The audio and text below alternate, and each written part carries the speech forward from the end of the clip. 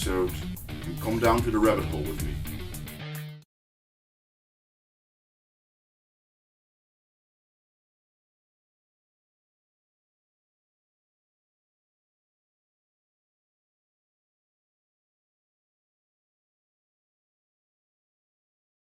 Over 3 decades ago, a landmark show debuted to elevate discussion.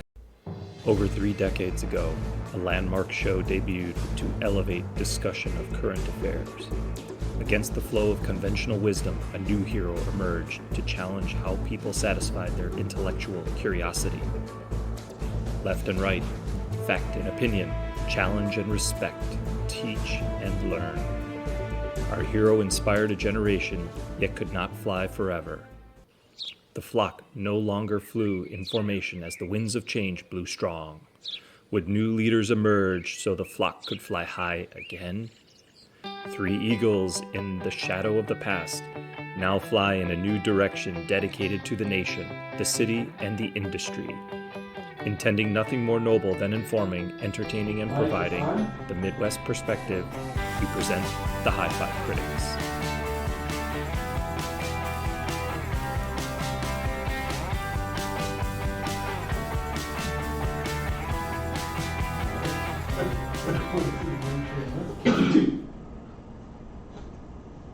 There we go. Boom. Welcome, Eagles. Welcome. Welcome to the future of political coverage, local, diverse, and unfiltered. The HiFi Critics are live tonight to cover election night in America because it matters to us, and we know that it matters to you, our Eagles. What's at stake tonight are not only the House, the Senate, and state governor seats for the next few years, but more importantly, bragging rights for our critics. We're betting tonight, so get ready. It's legal, right? At least in this state, somewhere. Tonight you will be informed by our incredible knowledge, surprised by our guest insiders, and entertained by our acute conversation. You may agree, disagree, or be indifferent, but we encourage you to engage respectfully with us on Twitter, YouTube, and Instagram. Don't forget to subscribe and follow us around the interwebs.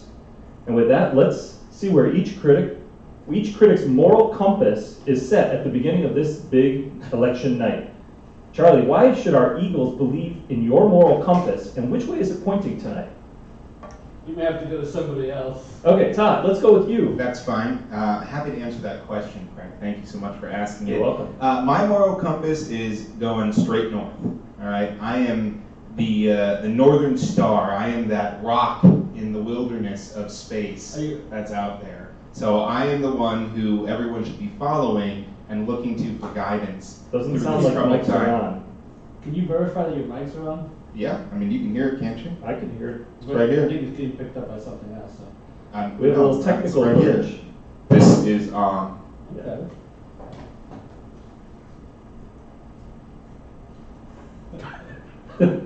To be fair, Stacy can't hear, so.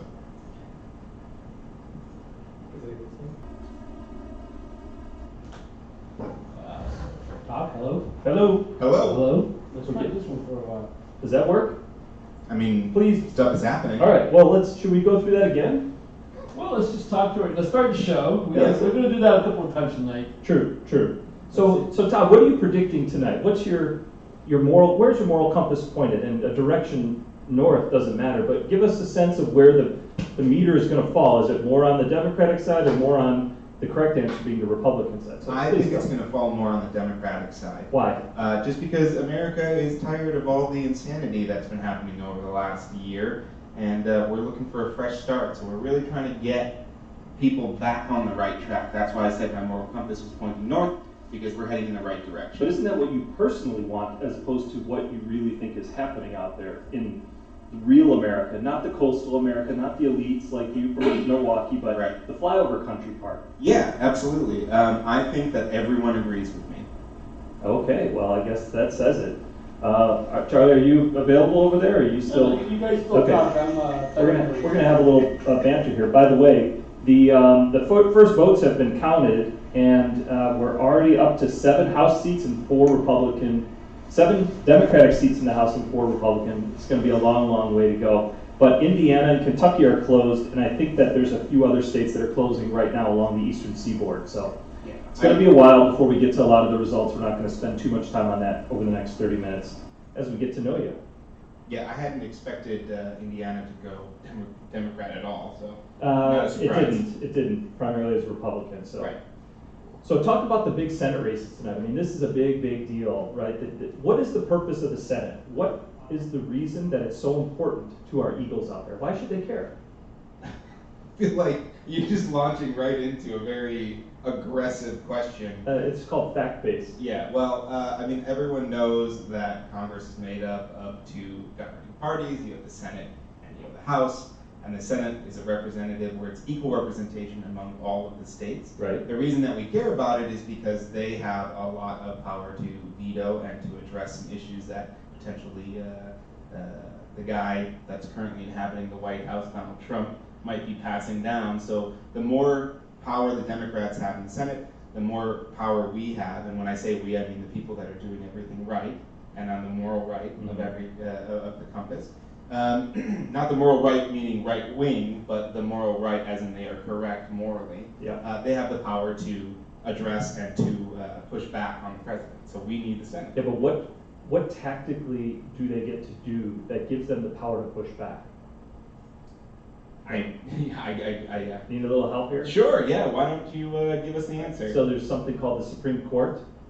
The Senate is the one that makes the decision, yes or no, whether to approve or reject the president's nomination. Sure. The Senate also, they do all the judges outside of the Supreme Court justice. They do them all, and so this was the nuclear option where now judges are filling the coffers like they haven't in years because it's no longer 60 votes, it's 50 votes. So that's a really important point, advisory consent. So the Senate also gets to approve any of Trump's administrative nominees. So Jeff Sessions, right? He had to get approved by the Senate. And we know what's going to happen after the midterms in the White House. Right, the administration. cabinet shakeup pretty significantly. So. Yeah, and so therefore, if the Democrats, which is very unlikely that they'll take control of the Senate tonight, but if they get control, or whoever has control, gets the ability to approve judges as well as the administration appointees. Right. Yeah. And on the House side, what do they have that's really valuable and important? I feel like I'm getting a lot of this question. You were just in a high school civics class, weren't you? Yeah, I mean about 20 years ago at this point. You knew tonight was coming up. I mean, it was always on the calendar out there for like decades that tonight, November 6th, 2018, was going to be an election. Right. I guess you're absolutely correct. Okay, I'm just checking. My civic duty is, failure, and as Stacy asks, Right, so, wow, a lot of hate right off the bat. let's take a time out here. Oh, let's go to the timeout. All right. Let's go to commercial. Let's take a commercial break. We're trying to figure out the sound real quick. Okay. You want me to go over to the panel? The HiFi? One sec, right now we got no sound. Oh, okay, great. Sign language. She's picking up the sound from this guy here. Which guy? So, where? Tom, why don't let's do a dance. Nah, good. I feel like you just made me do a dance right now by asking me all those questions. What, you did? I thought people out there. Verify your mics are on? My mic's on. They're on. Okay. So, Charlie, I can hear them here, but it's not Well, from it's their coming up, it's getting picked up by another mic, and it was working a while ago. Now I'm trying to figure out what the hell this got going. All right, let's go and check some other mics here. No.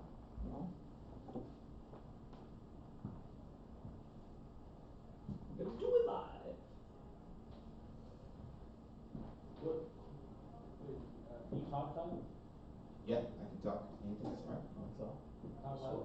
Talking loud. See, Todd, now you know for when we go back live that you can basically say all the right answers. Because nobody knows. No, actually, everyone heard all of that, so it didn't shut off until. Oh. Sorry. Yeah. All right. We're crushing it right now. Is there a delay? Can we go over to the other the HiFi? Yeah, we can, I just need to figure out the mic situation, but we can do that. Just to put them on. We're gonna go to commercial, All right. and then we'll come back. The Eagles? HiFi Critics, brought to you by We'll come back over to the HiFi clinic. Chat zone. Yeah, so that mic, let's test that mic out. Do you hear? Well, I got one commercial right now. So. Testing. You don't want Less to volume. go bot takes Testing, care of testing. That's better. quick testing and treatment care every day, you are protected. The same way that HiFi critics This light seems a little brighter. So it's Bill, that's the commercial break? Oh, is that the gold bomber? Are people Every saying day. anything online? Yeah, confused. I know, but are they saying anything online? Oh, yeah, there's some chefs. Like about the Bill commercial, I think that would be a good one. Okay, here we are. I think we're back. See, that mic is coming in loud and clear. All right, well, let's go to that one. Let's turn that off and drop it. All right, hey, so welcome everybody. We're over at the HiFi Clinic sponsored chat lounge, chat zone, over here at the Election Night Spectacular. We've got a couple of distinguished guests that are here who came very prepared, I'm pretty sure. Mr. Carey, you're in from the great state of Seattle, huh? Yes, representing Vancouver, Canada, and Seattle. That's quite the hat you have on there, by the way. I would really appreciate that for helping out our sponsors. But what's your prediction for tonight? Where do you think that the Senate's going to end up at the end of tonight? And let's assume that all of the there's a couple of races that probably will go to a runoff, but just kind of assume that they go forward as expected. Where do you think things will end up tonight? And currently it's 51-49 Republican. Well, I think the real question is when we end up back in a bifurcated solution where we end up continuing to have, if you will, two different directions here. And so we could get in minor in the majors and major in the minors, but I think at the end of the day, there will not be a significant change in how we operate as a company. Okay, so why don't you actually make a decisive answer and tell us what the numbers are going to be. I mean, it's very easy to say, hey, there's not going to be a big change tonight. Our Eagles aren't getting any value out of that. So can you give us, where do you think it's going to end up? Go out on a ledge here and tell us what you really think on the inside. Despite the harassment, I will not give an exact number tonight. I do think there will be a small blue wave that will, in fact, shall we say, start to change the political landscape. I'm not prepared to give a number at this time. All right. You're ready for politics. All right, let's go over here. We've got Uncle Soren on the phone here. And thanks for coming in from the great state of Utah, where I know there's a lot of hot political activity going on this election cycle. So, unlike Kerry, are you able to give us a number in the Senate? Where do you think it's going to end up?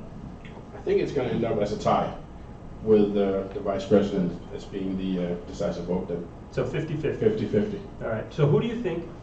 So if for it to get to 50-50, the Democrats have to pick up a seat. They have to keep a bunch, pick up at least one net seat. So where is it going to come from? The great state of Texas. I think that Beto is going to take down Ted Cruz. So is this a dream that you had, and that's why you go, I'm just going to throw caution to the wind and pick Texas? Or did you do any research that really says Beto is doing great amongst 15 to 57-year-olds in rural area? What did you do, or did you just basically pick it out of a hat? Craig, it's me. Okay, I so know what's best. yeah, so they came. So Kerry, you have something to say about this? If I may upon my good friend from Utah, you did see that Beyonce and others are for Beto, so I think he jumped on the proverbial Hollywood left-leaning liberal bandwagon. Wow, that's quite fighting words. So yeah, great. Who do you think's going to win the Illinois governor's race? Have you been paying attention to that? No. Okay, so I guess we'll skip that question for now. Well, what question do you have for us, the critics, now that you've seen this illustrious panel already producing quality content that's coming out the wazoo? I think as I look over and I see several of the members cogitating and prognosticating and so forth, I wonder what their deep thinking is and what they believe. We have a question from the audience. What are our sort of thoughts on political sign theft? People stealing political signs. Oh, okay. So we've got a question from our Eagles out there who've been very patiently waiting for us to get this right. And the question is basically, what's your thoughts on what was it, political theft, and what happened? What do you think about political theft? The concept of stealing political signs for your own personal benefit. I have no idea what they're referring to. Do we have a little clarification on that? What do you mean? Political signs on your lawn, Political- stealing them. People stealing signs, political signs from your lawn. Okay, there you go. I think that's okay. You know, if it's for a better cause, I think it's okay to steal. You know, there's nothing wrong with stealing if you steal it from the right people. Oh, wow. Wow, that's recorded and going down in posterity, but all right, let's head back to the panel. Oh, wait, I think we have another comment here from the HiFi Clinic chat zone.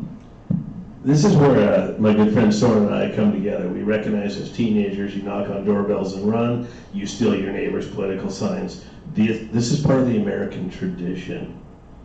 So thank you, Soren. Hey, before we run back from the HiFi Clinic chat zone, I want to ask you, Carrie, what political commentator would you say best represents you in your views and the way you interact with people, your philosophy? Which political commentator would that be? And we're going to come to you after that, Great Dane. I would say I have an affinity for Laura Ingraham, quite frankly. Why? I think she's fair and balanced. She has the appropriate amount of sarcasm and certainly has a deep, deep, deep knowledge of what the American people want to hear and understand. Fair and balanced, loving it. Loving it. And you, Great Dane, who would you say is your spokesperson, your political spokesperson from one of the great TV shows here in the U.S.? Well, you know, I'm almost afraid to say something because I know you're going to mock me for it. Me? But, you know, because I'm forced to watch a lot of NBC. Oh, here we go. I do have a love for Chuck Todd. Yikes. Yikes. It's a bromance, and I think it's legal in this country now. There's somebody else on this panel, too. Not that there's anything wrong with it. All right. We're going to go back to the main camera, camera one, and we're going to thank these gentlemen. We'll be back. We're also going to be calling some people in very soon, so stay with us because we may be calling you. HiFi Critics, brought to you by Gold Bond Bounty Powder. Are you concerned about too much duck butter? Are you concerned about that swamp that's in your nether regions? Duck butter. You don't want any of that. Gold Bond takes care of it. Just a quick dusting and undercarriage every day, you are protected. In the same way that HiFi Critics drains the swamp of the political world, your Gold Bond does the same for your swamp. Use it every day. Enjoy. Yeah, we're back. And let me know if you can hear me on the broadcast out there. We have some people, we have some shout outs, showing on shows from SCA. Oh, yeah. Hi, Soren. Wow, we got a shout out from California. That's really nice. And so what's happening? The polls are still open. Hey, when's our first call-in that we're taking? We can arrange for that here soon. So we're going to be taking a call-in here. Yeah, there's a hi Soren. I see that. And I guess apparently to Charlie. Well, perhaps we should. It'd be a great time to introduce the map. Like we can, Oh yeah. Let's go to the map. Let's show people who we have out there. All of our great panelists and field reporters around the country who are going to tell you what's really going on out there in flyover country, and in some places that are destination country, not just flyover country. Yeah, there's quite a few people that we brought in specifically, even though they're representing some of those western states out there. We even brought a German in just for that European viewpoint. Really feel confident that they're going to be able to shine a light on U.S. elections and the things that we need to deal with here. Okay. Hey, just try to make sure everybody can hear us. Audio working. Okay, I see somebody saying audio working. Please. they can hear us. Yeah, Okay. that's Mike Backo, Alright. our Russian correspondent. All right. Yeah. One of our Russian. Yeah. So Charlie, you got your microphone on over there, or are you still I'm trying to Ryan Johnson stuff? Because Right, I mean, we want to get into it here pretty soon.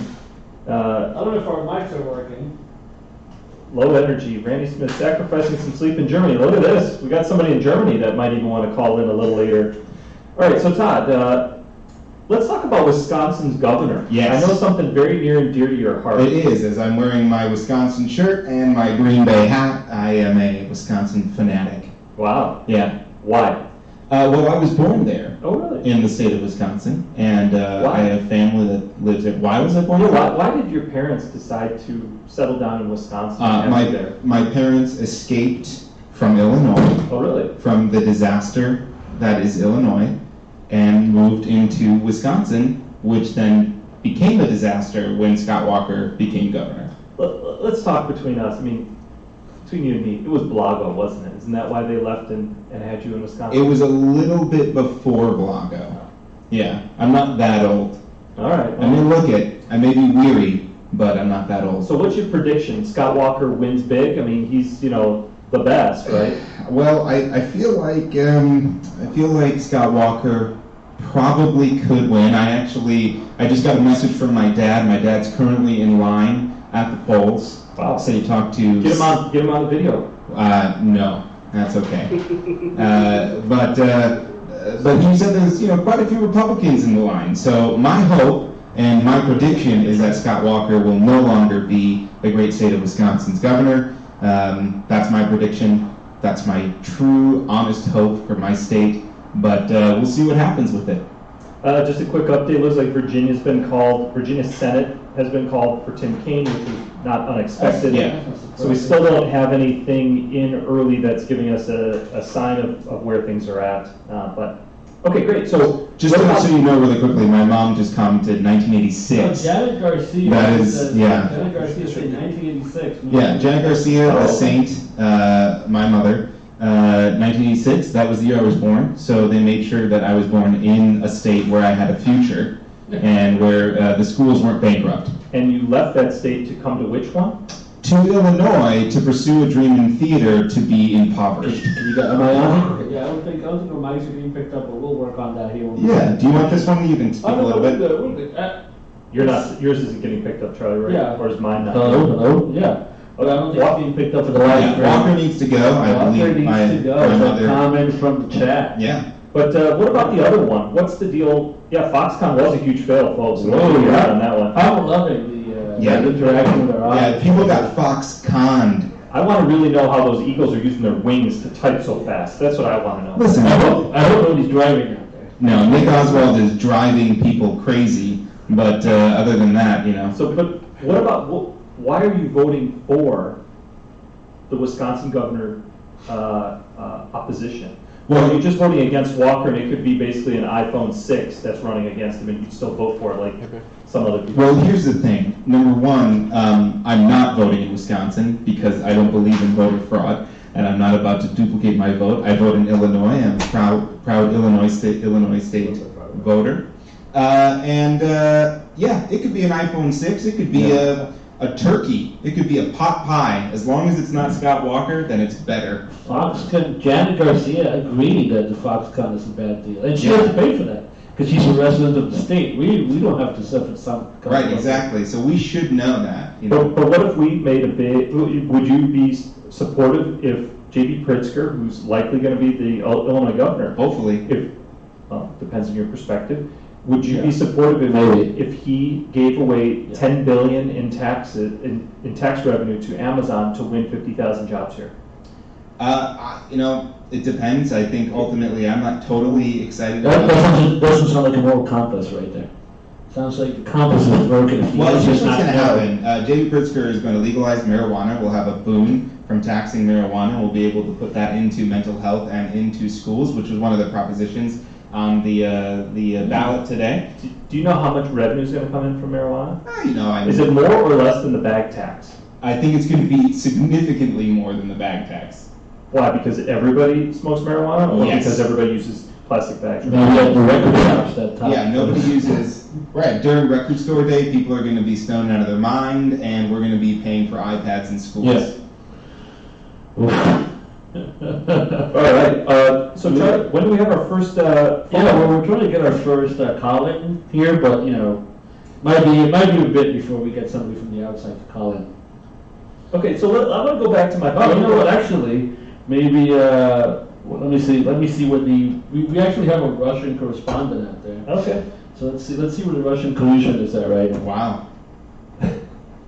It's fine unless Charlie eats his mic, so just a little easier on your mic, but I think we're good. Okay. So, Todd, We'll try it out.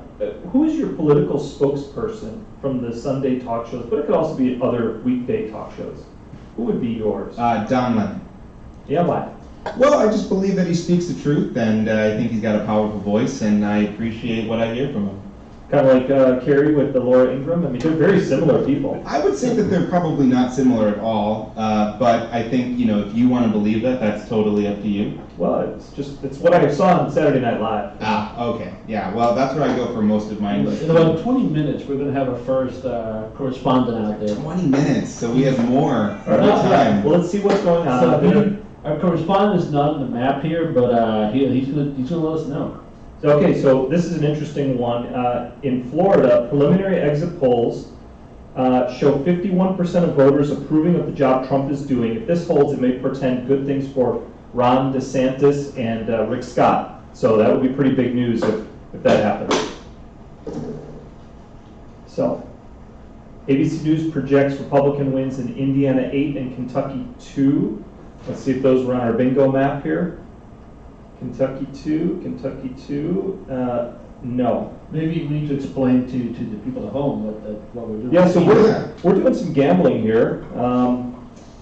Hold on one sec. They show the portion of Florida voters who are non-white is 34%, a record for the mention. Okay, anyway. So what we're doing is... Wow, way to glaze over that. No, it's a little wonky, and Okay, so what we're doing is we have printed out the House, the Senate, and the governor races and looked at only the lean Democratic, toss-up, and lean Republican options.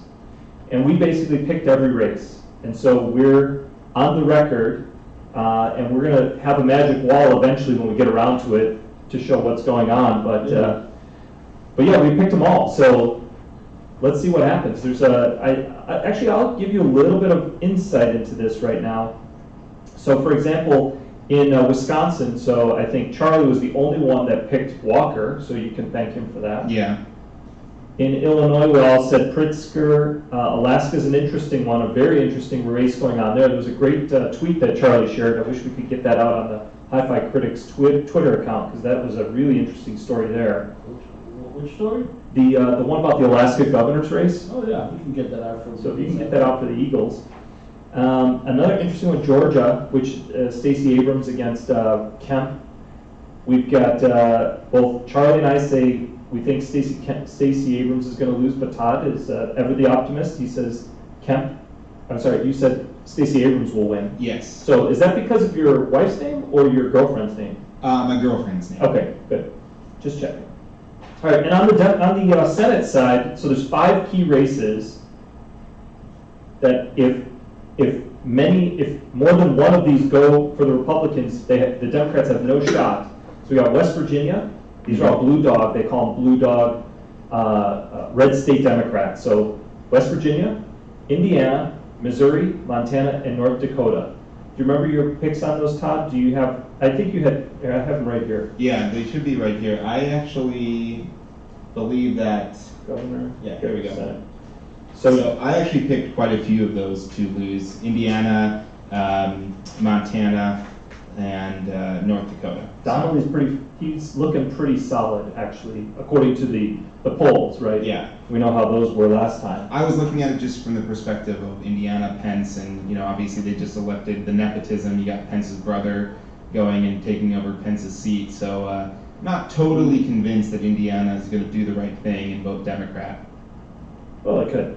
But I think that the most likely loss there is Heitkamp. You actually have her win. No, I have her losing. You have her losing. Yeah. I believe Heitkamp will lose. I actually believe Heitkamp is one of the potential big stories and the biggest upsets that if she could potentially stay, I think that would be a huge upset. So here's my interesting theory that I'm finally ready to unleash on the panelists and our Eagles out there. So I think I picked against Heitkamp, but there's one reason why I think that in that race specifically, we're talking about North Dakota. North Dakota Senate. Yeah. North Dakota Senate. Why I think that there's actually a chance that she might win is because there's so few voters in North Dakota, and a 10 or 20,000 vote swing, which is a lot of percentage-wise, a lot of voters, but it could totally swing that election around. And just right now it's raining and 28 degrees in Fargo, North Dakota. Yeah. So that may have something to do with low turnout, right? It's cold, people want to stay home. Yeah. I don't know what the population of North Dakota is, but not a lot I of think people it's out there. 6, right? Okay, What was somebody from here's an important bellwether. 41% of the vote reporting in Kentucky 6th, which is McGrath. She's a woman that was like the first fighter pilot. Yeah. Against this guy Barr, who it was unlikely that, I think, let me see. No, he was a toss-up. So this was a toss-up. So this was a pretty good bellwether. If she somehow wins, that would be a good sign for the Democrats and bad for the Republicans. She is leading after 41% of the votes counted by 53-46. So this is Hager? That was McGrath No, against McGrath Barr, versus Kentucky Barr. 6th. Oh, Kentucky 6, sorry. Kentucky 6th. So that's 41%. So that could get up to 60 or 70 here shortly. Yeah. So interesting. I'm just reminiscing right now to the last time I was with you when there was a major election.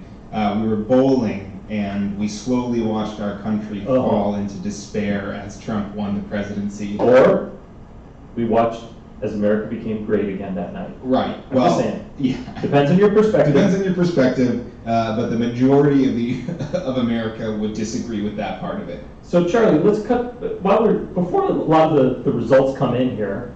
So who's your political spokesperson? Because we know you love certain spokespeople or political talkers. So I think earlier we had a question: does the person have to be alive? And we never got clarification on that. I don't think we I ever never asked heard that that question. Okay, great. So I'm gonna You're get gonna called cop out. out. I'm not gonna cop out, but I think one of the people that I respect the most Is Tom Garcia. besides Tom Garcia, Thank you. they're no longer with us. David Brinkley. Do you know who that is, Tom? No. Wasn't that the guy that had the diabetes commercial? No, that's Wilfred Bradley. Okay. Wilford Brimley. Wilford Brimley. All right. Well. We got somebody doing something out there. Well, I don't know what's could happening. be a protester. Yeah, I think we have our first protester. All right. I think we Oh, have. we could go live. I got the. Do you want to pull up the? Oh, no, I won't be doing it fast enough. No. Yeah. We'll The set protest that up. will be over. We'll do that for a commercial break here. All right, we'll get that ready. Yeah, after we talk to our first So, caller. okay, so David Brinkley, I think, is probably one that I love the most. He started this week. But if I have to go with a live one, not Anderson Cooper. But I gotta go with Wait, my. who are you pointing at when I'm you? talking to my Utah friend over there. Oh, because he's a big Anderson Cooper. No, I'm- Loves that silver fox. I gotta go with Chuck Todd. Oh, the boy. NBC team. Here we They go. know the stats. I They know what's appreciate it because going on. his last name is my first name, so I can appreciate that. Wow. Yeah. So just Chuck Todd, I think he's the man. And they actually we might watch some of that stream later. They have a great stats team this year.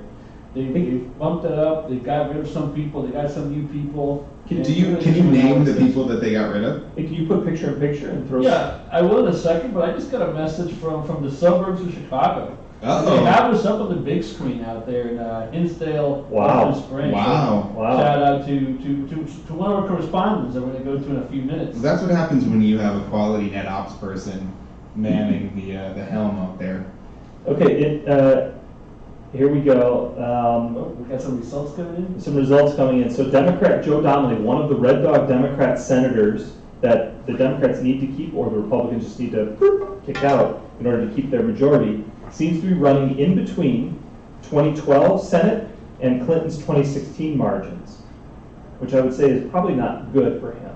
In Little Knox County, which has almost entirely reported, Donnelly lost by a touch less than 1 point in 2012, but Clinton lost by 47 points. Donnelly currently trails Republican Mike Braun by 30 there. That might augur poorly for Donnelly, though only 10% of the vote is in statewide. So early results right there. And one other one. So far, districts that we had as lean or likely Republican are favoring the GOP, like the Florida 6th, 16th, and 25th. So I'm just checking our numbers here. 6th, 16, and 25th. Those are all on the lean Republican side, as well as the Virginia 5th, and that's also lean Republican. So those are. Yeah, but we expected that. I don't Yeah. think anyone really thought that Well, would happen. but if it was a big wave, some of those would be falling. if it was a big wave, some of those would be I falling. mean, it's still early. Things are reporting it's still pretty early. Well, I mean, it's already 7:30 in the East Coast, so we actually should be looking, one of the things that I'm looking at in the East Coast, I'm looking at New Jersey. We got 4 seats out there that I'm looking at that I think are very important, and the Virginia House. And there's also a Virginia governor's race, so there's a lot going on already in the East Coast that we can probably look at. Yep. One of our correspondents in Western Springs, he's about to get a location in the next hour. He's going to go live to a polling place and broadcast live. Oh, is he? Wow. Yeah. Oh. Is he going to be considered a stalker? Could be. Yeah. So here we are. Okay, wait, Jeffrey, is the vote in Indiana Senate race looks really bad for Donnelly, and this is a question, is it? And the answer is, I increasingly think it isn't looking good for him. So if Donnelly's not winning, you can kiss the Senate goodbye, liberal elites. Yeah, Texas is still out there. It's just early. Yeah, it's Just saying. early in Texas, yeah, but I'm looking at the 31st district. That's one of the districts that I'm looking at. Okay, we got a question from Wisconsin. That just Yeah, came we got in. a very important question over there. So what do you think about the impact of youth voter turnout will be for this election? I mean, I think it's going to be pretty significant. I mean, you're our youth on this panel. So Yeah, I am you the probably youngest speak first person on this panel. before we tell you how the youths actually are. So from what I've understood and what I've been looking into about this, we actually saw a pretty substantial increase in the voters from 18 to 24. And I think a lot of them were doing early voting, which isn't ideal for some of the candidates because we would have expected those votes to come in already, maybe to change the day. But I think a lot of people, far more than I think were understood and estimated, are actually rolling out and voting, especially because we are the people, or rather that age group, I'm not that young, are the people that are going to actually set the stage to change things in the future. Okay.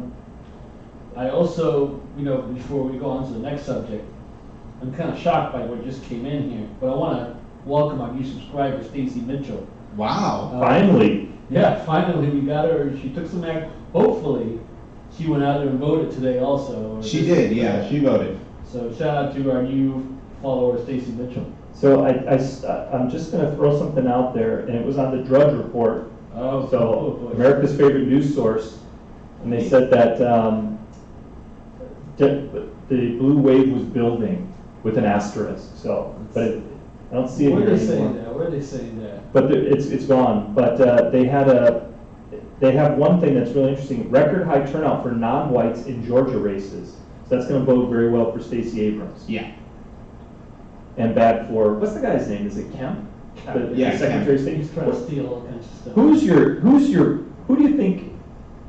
Who's the most evil politician that's running this election cycle in your mind? I mean, Overtly or just like backhandedly? Somebody that if you were going down the street in the dead of winter and you had that big truck, that 18-wheeler, and there's a big puddle there, a dirty, How muddy many times you had to puddle. shift an 18-wheeler? 17 times? that was, yeah. 17 times. So who would you splash? So let's change from evil to splash. Who is your number one with a bullet splash list politician who's up for election this cycle? I mean, he's not running, so I'm not going to say the person that I want to say. But it would probably actually, just based on everything that I've been reading lately, it's got to be Kemp. I mean, that guy is kind of a garbage person. The way that he's handling the situation and everything that he's been doing to try to swing the election without actually promising anything, just to stoke fears and potentially try to sway people based on just falsehoods. So yeah, he'd be my splash list. Charlie, who's your splash list person, In this politician election? in this election cycle? I have to go with Kemp also, but I think the right answer is Stephen King, or Steve King, whatever you want to call him. Yeah, not Stephen King, because Not he the is a author. gift to the writing world. Where's he in Iowa? Yeah, Yeah, Iowa he's in 4. Iowa. Yeah, He's I Iowa think 4. at this point, that guy, he needs to go. I mean, the Kemp, Kemp is abusing his power, or Right, that's But what's I disgusting. was trying to pull up. We're having some technical issues. We can't pull up our web browsers, but I don't want to say that everybody's evil out there.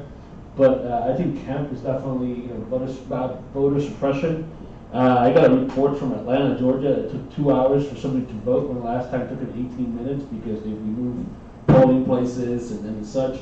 But I think Stephen King at this point, or Steve King, I'm going to verify his name right. Steve King. It's Steve King, not to be confused with the author or Peter King, the sports writer. Sports writer. There's too many Kings, and some of them are good, but this guy is This bad. guy, 4th District of Iowa. There's a lot of information on him. So I'm going to trump you guys. Oh, Okay. no pun intended. Yeah. It's the Kansas governor race, Chris Kobach. Do you just want to say his name, or do you have a reason? I want to see if you guys even know what I'm talking about. I think you basically Didn't even waste time on Kobach. I guess you haven't been paying attention. Okay, let's go over to the. You can't say Chris why Kobach is you the Secretary of State in Kansas, a very, very red state. He from claimed Wisconsin too. He claimed that there was massive voter, what was it called? Not suppression, but voter fraud. Voter fraud in the 2016 election. Your president, President Trump, started a commission on voter fraud to investigate it. And what happened? Chris Kobach was the guy that ran it, and it fell in line exactly with what he'd been saying. Of course, they had the commission disbanded after 6 months, nothing said. Now he's back in Kansas. He's the Secretary of State, but he's running to be governor. And he's basically saying, yes, there's fraud, but none of the Democratic states would give him the data so he could actually look into it. So, Yeah, I mean, I still don't think, isn't Steve King just like a blatant racist, and didn't he, get support from the KKK? So I still would vote him as being my probably most evil, but splashless would probably be Kemp still. Oh, there we go. We can. Right, so. Oh, we're using Firefox. okay, can we go to the HiFi Clinic chat zone and Yeah, we can do that. So let's take a short break. Oh. Let's we don't need to take a break. I mean, walk right over there. Keep talking. let's take a break. Okay. And then you can walk over there. So let's get the people out to vote.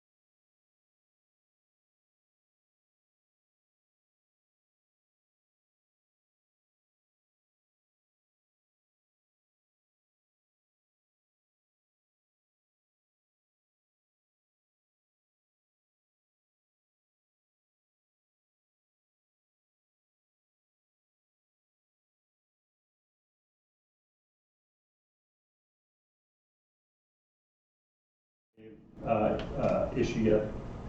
So, let me know. We're on? All right. Hey, welcome over to the HiFi Clinic chat zone. Don't forget, if you haven't followed the HiFi Clinic on YouTube, Instagram, or Twitter, you should run out and do that right now because there's other great quality content that's produced there. But I want to turn over to our chat zone participants here. West Coast representing, right? Nice hat. I'm going to throw a trivia question out there for you. We're going to get into some trivia here tonight, so I'll give you each a different question unless you can't answer it. So, how many votes separated the Internet Al Gore from becoming president instead of King Bush II? 3 hanging chads. No, you can keep that. I'm good here. Thank you. No, you don't know how many? Hard pass. All right, let's go over here to the Great Dane. How many votes separated Internet Al Gore from becoming president instead of King Bush II? I think it was about 60,000. No. Does anybody over there want to shout out the answer? hold on, I got it written down. Oh my God. 537 people. 537 in Florida specifically. Yeah, that was all that separated them. No. If those 537 flipped, King Bush II wouldn't have been president. We would have Internet Al Gore. So you can hold on to that for a second. Let me see if I can. Yeah, that's the great democracy we have here. Okay, so now I'm going to throw another trivia question out to you. Let's start over here. And I know that I'm not going to get a good answer here, but we'll try anyway. What state put King Bush II over the top in 2004's presidential election? This is going way back, the time machine, the hot tub time machine. We're going way back in time here. Do you remember 2004? Well, It's John Kerry. It's actually before I came here. That's okay. When I crossed the border illegally. Okay. It's no excuse. Well, I think it was Ohio. Good answer. Bing, ding, ding, ding, ding. What was the answer? Ohio. Yeah, Ohio was the state that put him over. I mean, he could have won Florida too, but Ohio was the one that really, I mean, called first. yeah, that was the one that put him over the top. Well So, done. yeah, very well done. I'm surprised. Don't be surprised, he's a good dude. Yeah, I know, I'm surprised. I'm sorry, I'm surprised. All right, so Carrie, let's talk to you a little bit. What are you thinking so far based on the early results that we're seeing? Are you feeling positive? Are you feeling nervous? Do you need, a hug? I mean, what's going on in your mind?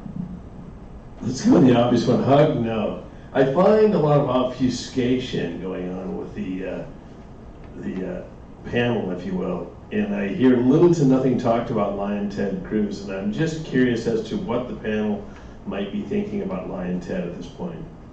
Well, I think beautiful Ted Cruz is going to be. Why am I talking to this? Beautiful Ted Cruz is going to be coming up soon because Texas closes, I think, in 1 hour. Is that correct over there? Well, it's like half an hour they would close. Half an hour. Beautiful He Ted. is beautiful now. I mean, I think Yeah. speaking of hugs, he and Donald hugged it out, and now they're on the same page. So what of the big five Red Dog Democrats, and we've already got a little peek into Internet Joe Donnelly there. He might be running into some trouble, but do you think that the Democrats sweep all of those? They lose half? I mean, you got a little insight now already, so you can revise your prediction from earlier. There's five, and it's West Virginia, Indiana, Missouri, Montana, and North Dakota. I think early trends would lead all of us to believe that there'll be no significant or substantial change at this point, net. Okay. What you saw the last 2 years, you're going to be seeing for the next two. So even the House too, or are you just saying the Senate? I'm saying both. Net, no significant change. A lot of fun, a lot of angst, a lot of anger. Yeah. Something for us to talk about. Something for us to talk about.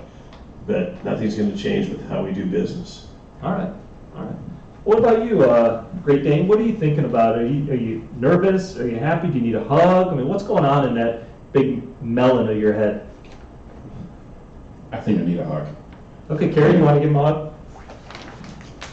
Look at this internet. Look at this internet. Look at what we just brokered. This is like Middle East peace right here. No, I think, whether you like it or not, this is a democracy, yeah? Yeah. It's the people that vote that will make the final decision on who's going to be our next senators, who's going to be in the House, and who's going to get to be the president elected in 2 years. All right. Well,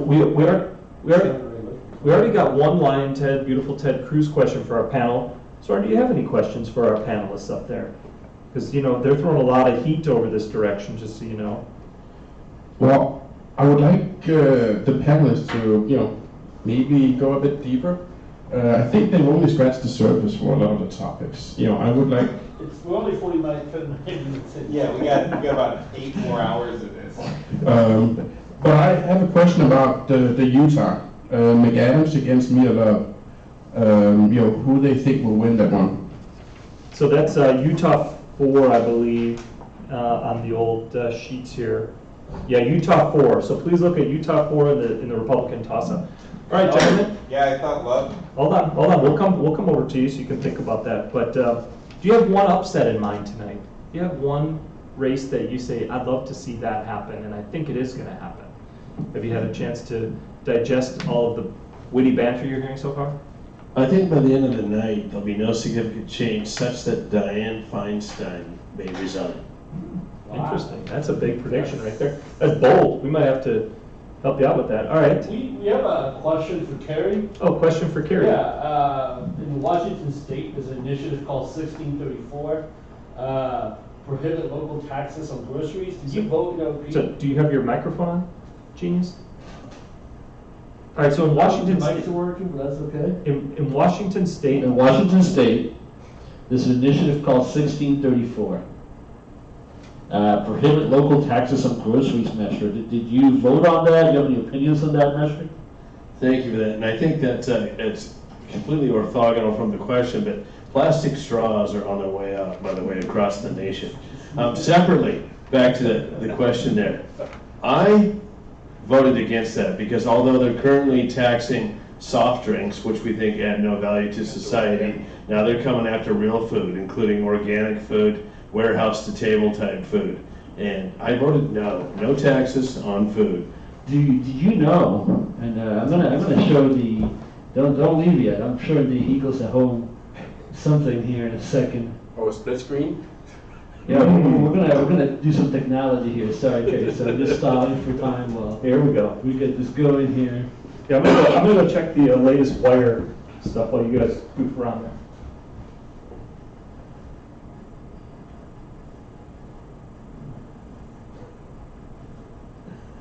sorry, home audience.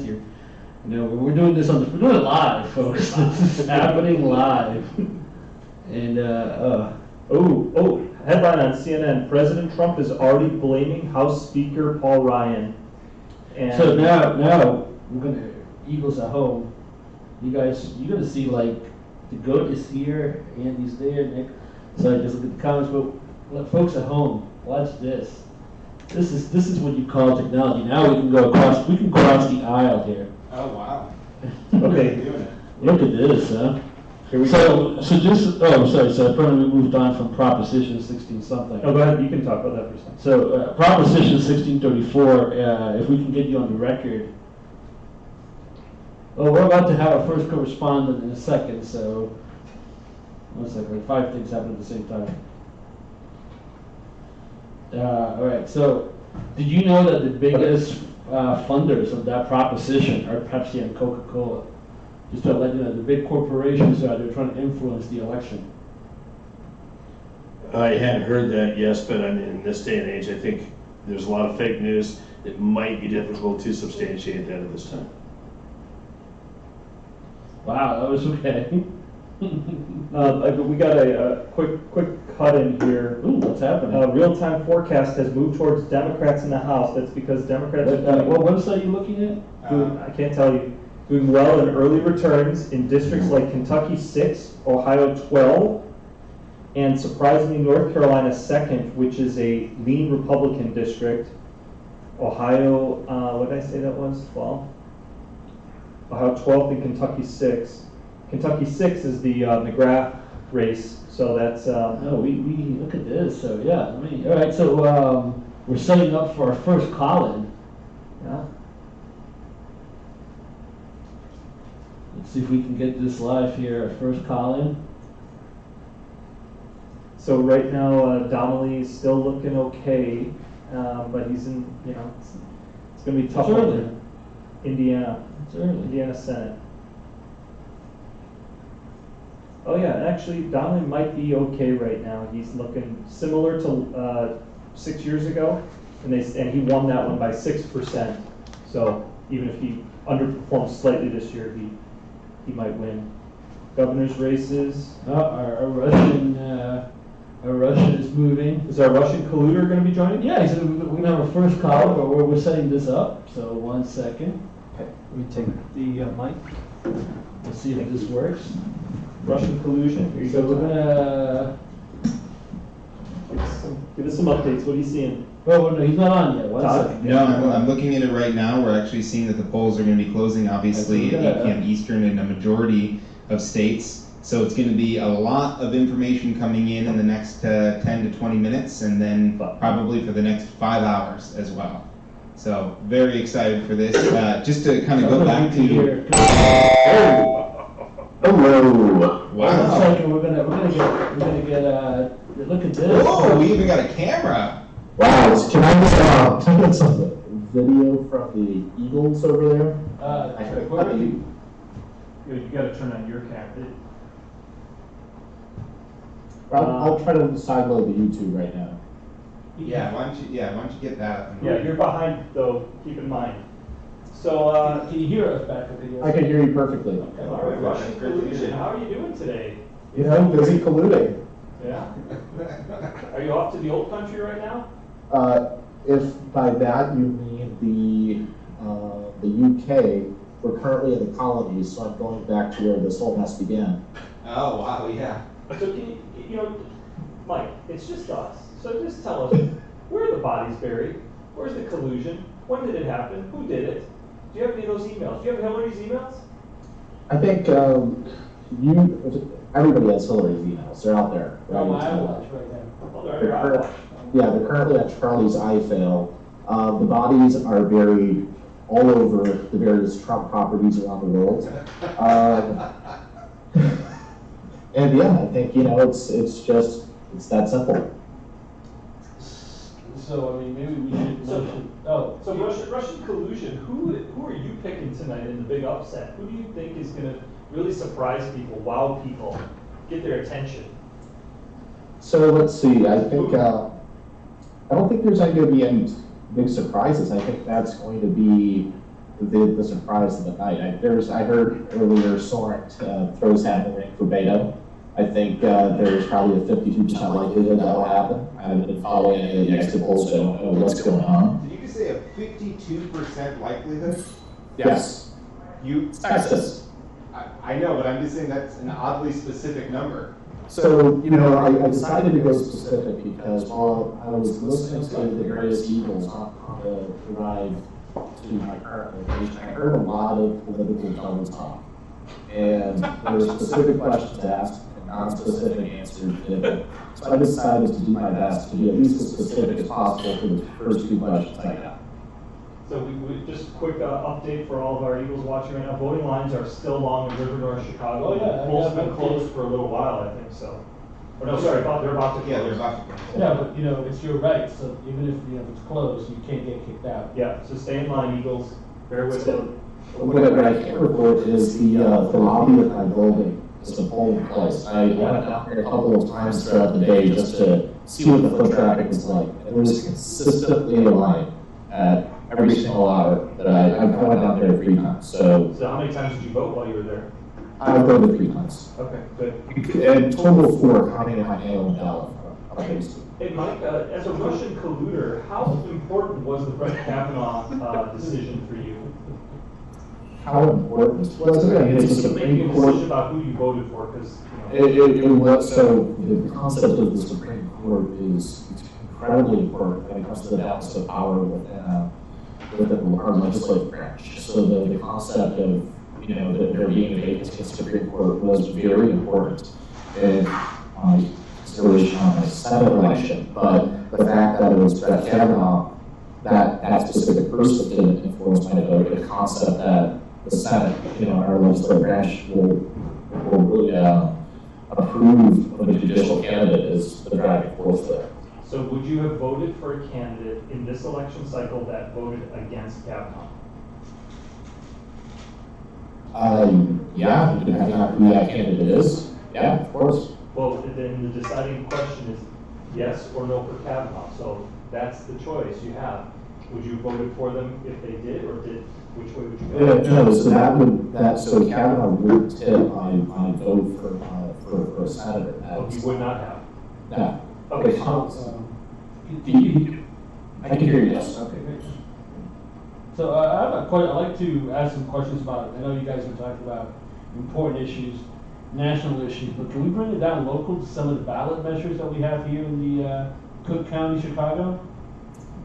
All right. Yeah, so did you vote to ban the straws? What's your idea? I did not vote to ban the straws. I voted against the straw ban.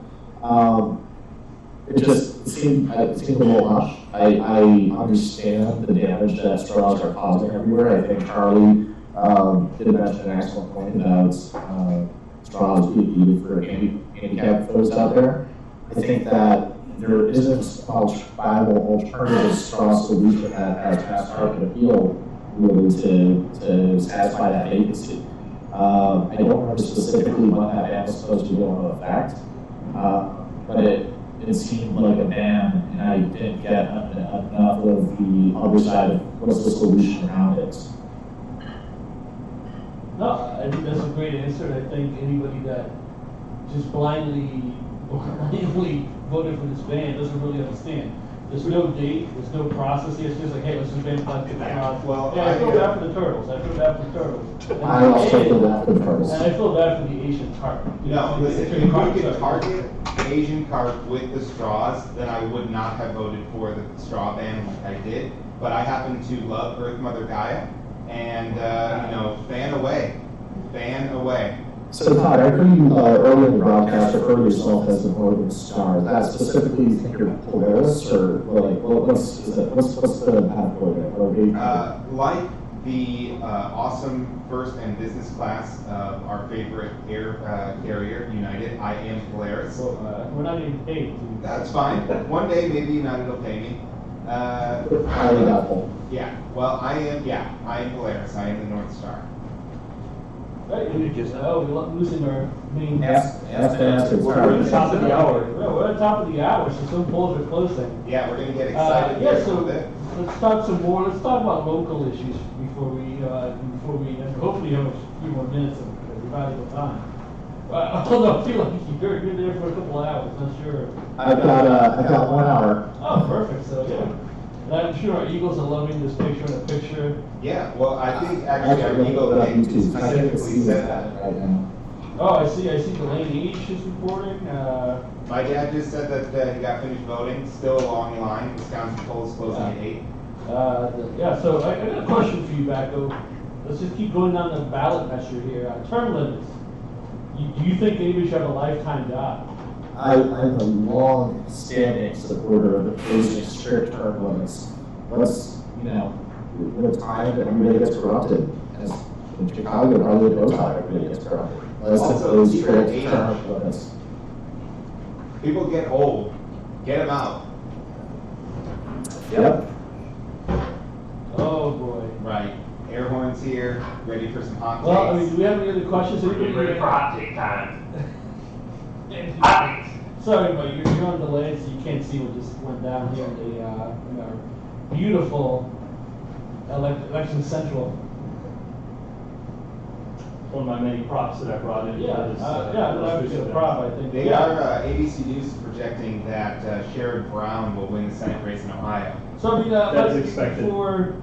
Before we let you enjoy, your life of leisure in that lounge over there. I'm going to sit around watching the broadcast. Yeah, that's Enjoying the broadcast. That's what I want to hear.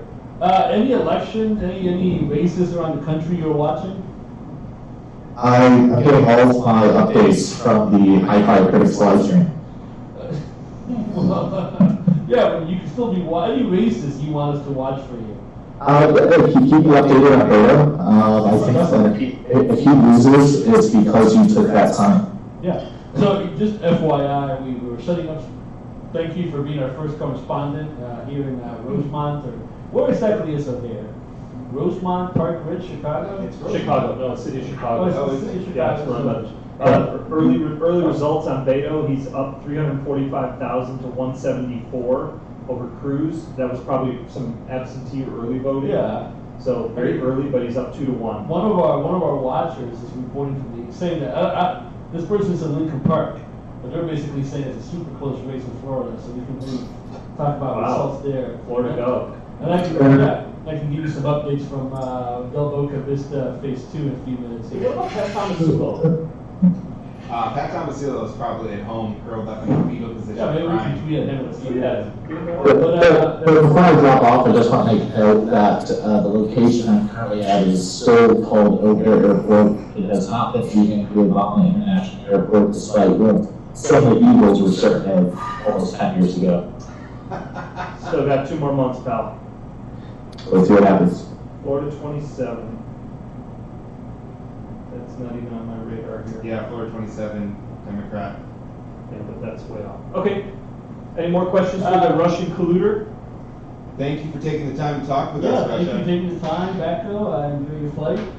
Thanks. I'm here for the next 45 minutes. You know what, sometime. if you feel like you need to come back to us, something happened at the airport, or you hear something, please reach out to us and we'll get you back.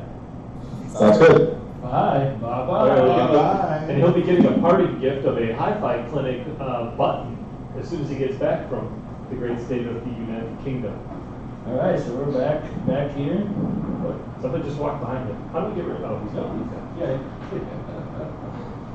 Okay, Florida governor, 50.1% to 48.7%.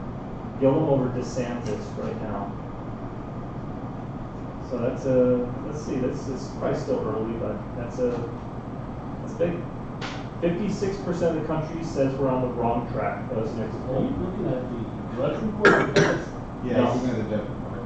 I don't look at the Drudge report unless I need real information, fair and balanced information, mind you.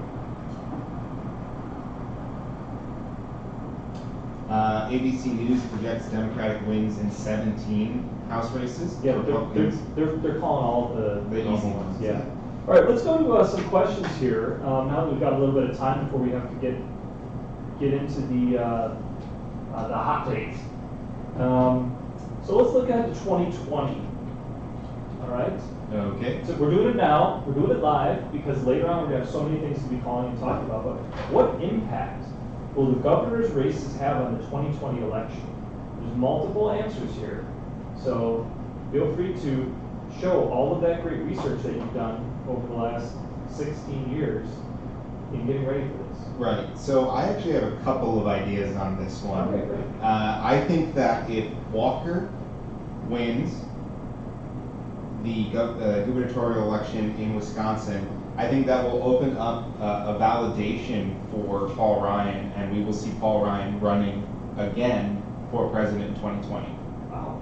But he's Paul Ryan. Paul Ryan. For president in Yes. 2020. Yeah. Although as a Republican in the White House, you think he's going to challenge him? Yes, I So do. you think Donald Trump, an incumbent president, is going to get fired? I think that Donald Trump is actually not going to have the opportunity to run because I think he's going to be in jail. But let's bring it back. Let's come back to the question. the question is, What impact, and listen to the question carefully, what impact will the governor's races have on the 2020 election? There's two right answers to this. Okay, and well, we haven't said one yet. Well, let me just Right. start with, obviously campaigning is going to change quite a bit in those states where if the governors flip to Democrats, it's going to be more difficult for the presidents to campaign in those states. So I think that not difficult, but we'll see a change in the perception of that state.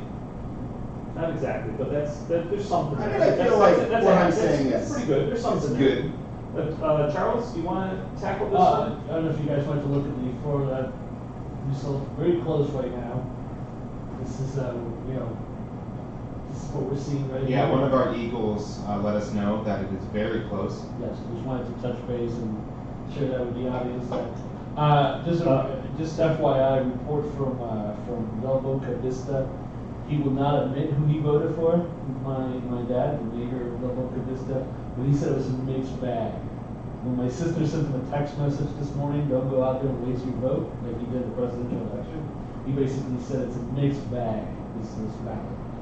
Just wanted to share that. Okay, thanks for sharing. Well, But- that, but- right as you oh, said, mixed yeah, bag, it's just on kinda 49.8. Hold on. 80. Right now, I'm seeing 82% of the votes in Florida, the governor race is very close. Gillum's up 49.6 to 49.2. And one other important point here: Florida Democratic Senator Bill Nelson is up about 5 points in Pinellas County. 83% of the precincts reported Trump won Pinellas by 1 point in 2016. He's on from the other party. So basically, that is a good sign for Bill Nelson, Democrat.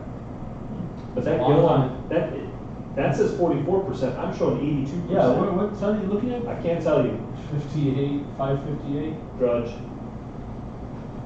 So I think we were talking about 2020. Yeah, so let's get back to Before 2020. we got sidetracked, and can't get this mic quite to work, but You want We'll get there one day. that's Yeah, I think okay. you want Charles. It's okay. Oh, there's other mics. Well, lots of mics here. I don't even know if these mics will work. Turn it on. Just as a point, they are saying right now that actually Kentucky 6, McGrath is leading Barr. Hello? Okay. Yeah. We do it live. So, So 2020. So what does the governor races? What impact will the governor's races have on the 2020 elections? The third time I'm asking this question. yeah, so I think I'm being lured in because you keep saying there's two right answers. I'm gonna do some fishing here. I think, from my perspective, one of the right answers is that it eliminates a lot of contenders. It will eliminate, people that win, that, because that means that they'll be on the job for two years. We got some adjustments here. So that means some people will only be, like Gavin Newsom was for me a 2020 favorite, but, although he claims he's been governing and doing all kinds of stuff, but, wins tonight, that means he's only governor for 2 years, so that probably sets him up for 2024. Some of these governors win key states, for example. I mean, I think California's a blue state, but let's say Wisconsin does turn blue. Is that a potential VP candidate for Hillary or for Bernie Sanders in 2020? I also think it gets rid of a lot of losers, right? Let's see. We don't know what's going to happen. The polls are about to close here in Illinois, but we don't know what's going to happen with Ronner, but he's basically retired, or he disappears. So I think it eliminates a lot of contenders. I think also getting some complaints over here. Maybe we can ask our Eagles how the sound is right now. But maybe you can tell us the right answer, because it seems like we're way off. You tell me the right answer. So Kentucky's sixth. Just to sidetrack here for a second, very close. It's 50 to 49 McGrath with 74% reporting. So sorry to our Laura Ingram fan over there right now. However, the right answer is, there's two key reasons. One is redistricting that's coming up. The governor controls the whole infrastructure. Well, doesn't control it all, but if the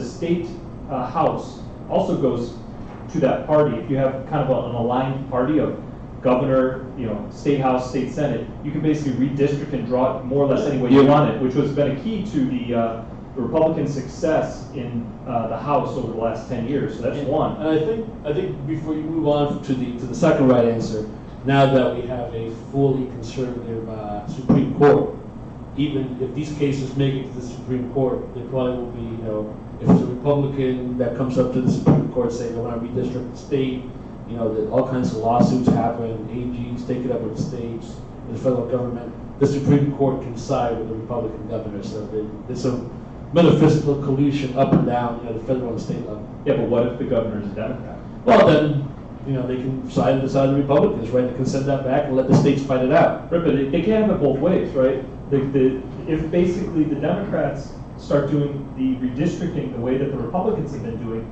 Supreme Court, a very conservative group that basically says, hey, states' rights, do what you got to do on your own time, right? That actually plays to this. Yeah. There's no easy way to win. Right. What's the second right answer? So the second right answer is that typically most presidential candidate winners come from the state governor mansion, not from the Senate or the House. Yeah, I don't think we've had a Senate since, Obama. Obama. Before that, maybe Kennedy? Yeah, Kennedy. It was Kennedy before that. Yeah, because Carter was a governor. Yeah, all of them were. Well, no, except for Trump now. And King Bush the first was not. He was vice president and head of CIA. And all that. Yeah, well, he was vice president. So yeah, that's pretty interesting. And so that's why the governor positions matter so much, especially because we're coming up on what?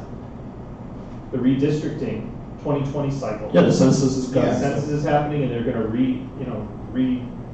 mix everything up. So yeah. So we were talking about which Kentucky 5th district? Kentucky 6th. That's McGrath and Barr. Okay, here's something interesting. According to the New York Times, Republicans are leading in 2 Virginia congressional districts that we had rated as toss-ups, and by we I mean we. So yeah, so here we got some. We're, I don't know what, we're 77%. That's tight right there. Yeah. Your vote counts in Kentucky tonight. You guys know anybody here to Kentucky? Yeah, I once went there. That's great. We didn't spend much time though. Okay, we have someone's mother just gave us some information. O'Rourke Cruz 51941. I'm not sure if that's going to hold. No, that's pretty early, but I think we are all there hoping that Ted Cruz is just at home crying tonight. He's a nice guy. He's got a punchable face. Yes. Wow. I feel like that's not. Did you see the Triumph the insult dog interview? No, I didn't watch Oh, it. Was it funny? Yeah. Well, maybe we can pull that up for our Eagles. Maybe. I already brought it up Yeah, earlier. well, we can do it in a few here, but yeah, this is definitely early voting. I mean, 57 to 42, definitely. I know Wisconsin. Does your family have roots or anybody down in Texas? We know some people in Texas, yeah. Austin's a great place. Yeah. Hey, why don't we go over to our HiFi Clinic chat zone and talk to them for a little bit here. Maybe run through a quick commercial break. Yeah, maybe we can. Yeah, we can do. We can take. Everybody can take a little self-care. What? Oh, self-care?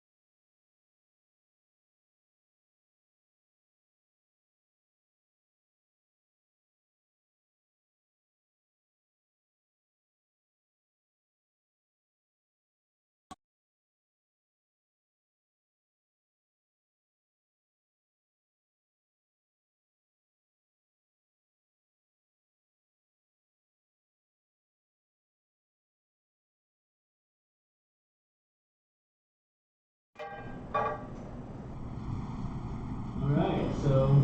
All right, we've got a big prediction here. What's that noise? Big prediction. So, well, not prediction, but a trend. So, at the beginning of the night, the Democrats had about a 17% chance of winning the Senate. That chance is down to less than 5% now. At the beginning of the night, the Democrats had a 17% chance of winning the Senate, which is very low to start with. It's down to less than 5% now. The Democrats had a 83% chance of winning the House. It's down to 68%. So that's a trend. That's not blue wave. That's a hot take and not a blue wave. Not blue wave. We're trying to get our Austin correspondent in here. So 1 second. Okay. So that's big news right now. Real-time seat forecast is Republicans pick up 2, Democrats pick up 28. Oh, so I'll turn him down. yeah, can you hear us? You're live on the air in a second. Beautiful. I can hear you. I see your ear, so you probably want to shut your camera down. There it is. You're good, Andy. Oh, there we go. I'm going to a position where we get a good view here. So welcome Andy from Austin, Texas. Let me actually 1 second. So just so you know, It's switching as we speak. It's Yeah. Republicans +3, Democrats so this +24. is not going well for anybody, but just we're going down to the for America. We're going to the heart of Texas here. It's even odds now. House, even odds. Even odds, just like it was when the night started. Yeah. So welcome Andy, longtime subscriber, supporter. Hello. Hey, we got our Right. yeah. What's that? No, just letting our Eagles on. Does this sound good? Oh, you sound great. Yeah, we're live on the air. So yeah, how are things looking in Texas? Well, it's a lot of excitement here. Kind of feels like Texas though, but it's hard to tell when you're in Austin, to be honest, compared to much of the state. So Crowded pools in Austin for sure. So before we talk about the big races in Texas, I think there's only probably only one race everybody wants to talk. It seems like for the rest of the nation, there seems to be only one race in Texas. Any other interesting propositions or races happening in Austin? To be honest, I just clicked no on the propositions, so I couldn't tell you. No, to be honest, not really. I didn't know a single name of another person besides candidate O'Rourke and the guy he was running against when I was in the polls today. Wow. So tell us about what aggressive signs were spent on those 4 letters. Aggressive money was spent. Oh yeah, you can get 4 letters. Yeah, you can get my sign. I knew when I saw those 4 letters on Kimmel and candidate O'Rourke making an appearance on Jimmy Kimmel that we were dealing with something very special. What are the people in, I know Austin is liberal, more, it's a purple city, if you will, I guess, as they call it in the industry. What do people say? Give me the real hot take from down there. O'Rourke versus Cruz. Godzilla versus, what's the creature that Godzilla battled against? I think honestly it's an environment in Austin that a lot of your viewers and the eagles out there would immediately recognize. You have a lot of very vocal and prominent supporters of the Democratic candidates in this area. The other candidates don't really get a lot of airtime or publications. There's not a lot of rah-rah Republican voices in Austin, which is interesting because the polls and the media seem to have a similar thing, that it's very rah-rah on the Democratic side, and so I expect very much that would be the way the vote plays out tonight, just as it did in 2016 with that same pattern. Andy, we're going to give you another breaking news here. Republicans now have a 60% chance of maintaining the House. 60%. Wow, 3 minutes, 10%. Yep. Unbelievable. Yep. Polls are coming in, or results are coming in, and it's 2016 all again. We need to get the I need a question for the panel. What number, honestly, at what time of the night do you even believe any part of that number? Well, it's based on the information that you have at that time. So I'd say all along, right? But now it's clear that they're getting some significant information, and it shows what's happening as a trend. 6 out of 10 times from this moment now, the Republicans will win. Yep. We know this. We know this. And 3 minutes ago, it was 5 out of 10 times. So we have a couple of comments on the hot chat here. Andy, thank you for joining us. We have a Laura Thorston. Hope she subscribed. But she says the midterms may not be decided tonight. Somehow, her crystal ball. And then we have a question from Mike. No matter the outcome, we will be doing investigations as to the foreign bodies that play a role, I assume. So is that what the application is? Could be. And then we have a question from one of our correspondents out there in Mike Backo. He's asking, Andy, what are your thoughts of cities, municipalities just giving away the house to Amazon? What are your thoughts on this? I think Crystal City is going to be an incredible new headquarters for Amazon, and I look forward to seeing what they do in the market. But you're okay with Crystal City and all these states going bankrupt to bring, maybe 25,000 jobs? Who knows? It's not an exciting company. The Prime service is really, important to a lot of Americans. So I think I'm looking forward to what they do. I detect some sarcasm. No, Mr. Bezos is a great guy. Full respect to him and his ownership, his stewardship of the Washington Post has been it's inspirational. So besides, just a couple more minutes in before, besides the O'Rourke Cruz battle of the Titans. Sorry, we're breaking again. We got more updates. The Republicans are now down to a 43% chance of taking the House. Oh, wow. Democrats are up to 57% chance. 100 times from now. And now the Senate is happening live. The Senate is 29 and 30 for the Republicans, 1 and 30 for the Senate for the Democrats, but that was like off the charts a few minutes ago. So some more data is coming in. And to answer your question from before, Andy, I believe these numbers 100% until the new numbers come in. So I'm getting some messages here that one of our correspondents may want to join this call. So one second, Andy, we're gonna try something. We're doing this live, so I don't even know if it's gonna work. But so Andy. Yes. Hold on. I think we're going to have a special guest here in a second. So, oh boy, this is going to get interesting. It's going to get fiery. Fans, get ready. Eagles. Yeah, I don't know how this is going to work. Eagles attack. I don't know what's happening here, folks, but oh, look at this, folks. Welcome back. Andy, can you guys hear each other? Yes. Yeah. Mike. So we're doing this live here. Thank you, Mike, for joining back. Andy, I actually wanted to ask you a couple of follow-up questions besides the O'Rourke, and before we open the floor up to everybody here. Besides the O'Rourke Cruz battle of the Titans down in Texas, any races around the country you're watching?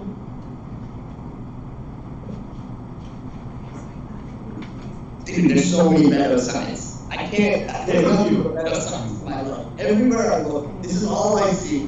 He's running in every state, and he's likely to win in every state based on the popularity I see. So the Beto race in California is very exciting for me. The Beto race in New York, very tight.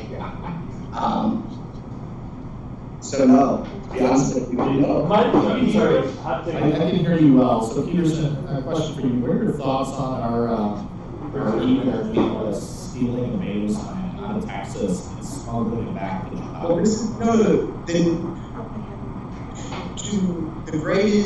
to each the greatest need as to the greatest want, or whatever the saying is. Well, I don't think that's the saying. I'm not familiar with all the literature, but something along those lines. Charlie needed it more, and the neighbor can afford to give it to him. All right, so I think we're going to thank you both for joining. I feel like we're going to do some breaking news here in the state of Illinois. Yeah. But just FYI, this is happening live. All right. So go ahead. Yeah, sorry to break in. And then we'll keep the correspondence in for a couple more minutes here. Yeah, so J.B. Pritzker has won the state of Illinois. He's the new governor, as predicted by one of our Eagles about a year and a half ago. The Senate is getting closer again.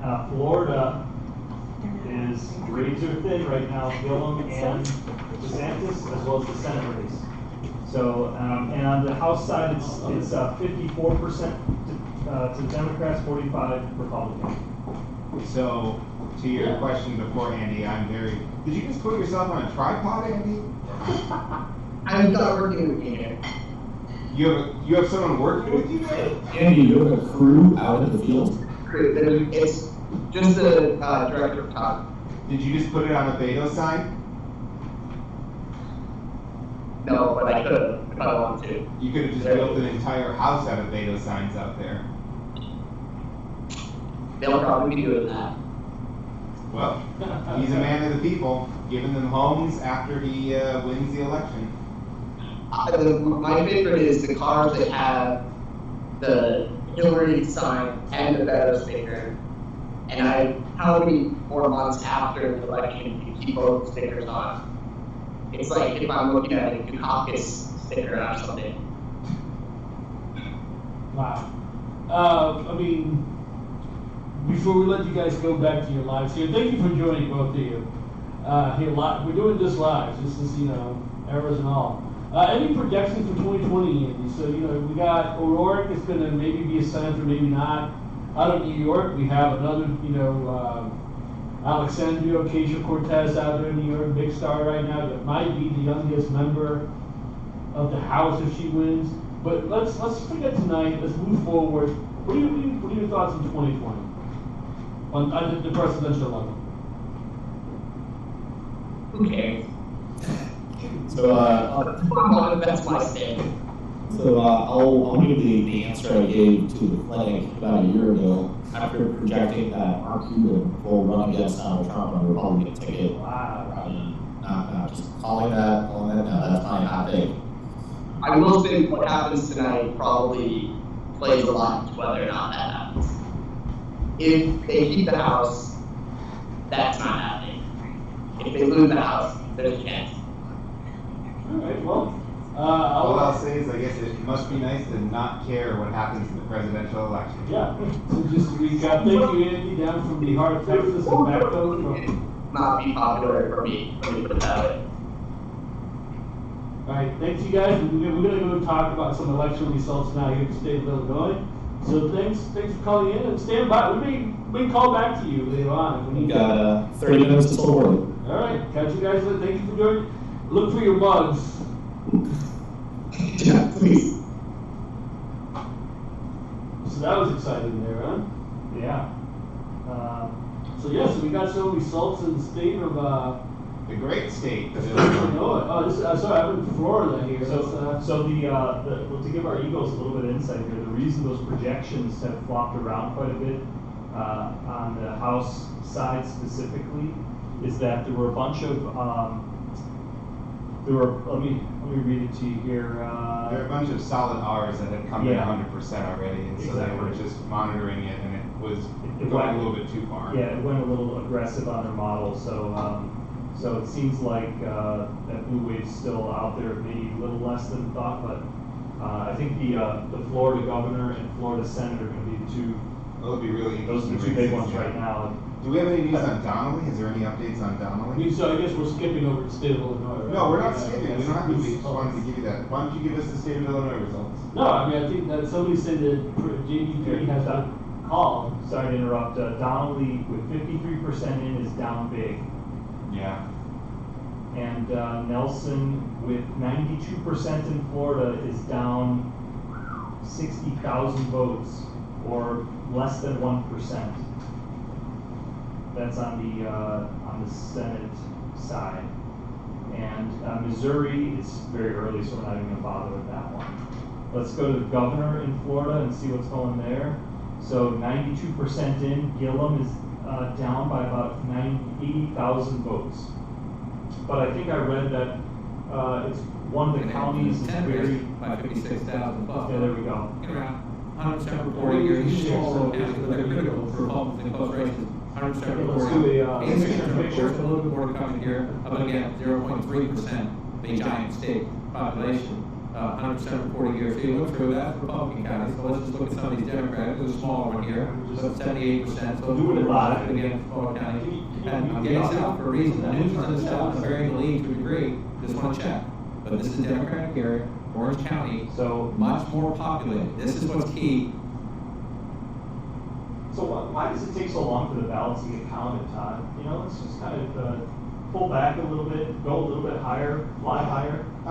As I understand it, there is one guy that all of the ballots go to, and that person is responsible for counting all of them. And sometimes it takes a little bit more time for that. I mean, like I said, as I understand it. I didn't say it was the right understanding. Do you think everyone's getting motion sickness by all the picture and No, picture? they're not saying that.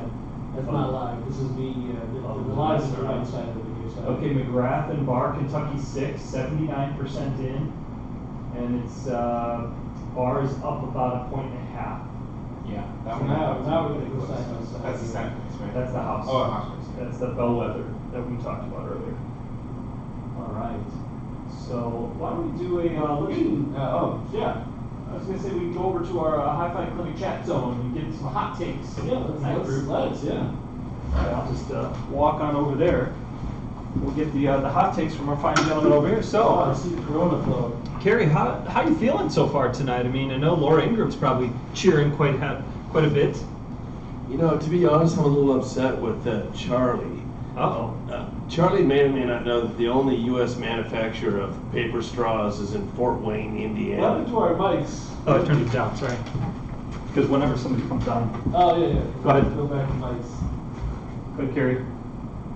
Okay, and furthermore, back to Charlie, I have a question. Charlie, are you aware that the Aardvark Corporation, Aardvark being the original straw, if you know what I mean, they're in Fort Wayne, Indiana, but yet you mentioned earlier, let's talk about local issues. How do you think that's going to go tonight, and how do you feel about that being a Midwest company? You mean plastic straws being banned in where, or what was the question again? You brought the topic up. I'm just building on what you brought up. You know, plastic straws, but the only U.S. paper straw company is based in Fort Wayne, Indiana, known as Aardvark. How do you feel about being against plastic straws? And again, admittedly, you're not a turtle. No, so actually, just for the record, full disclosure. Oh wait, 1 second.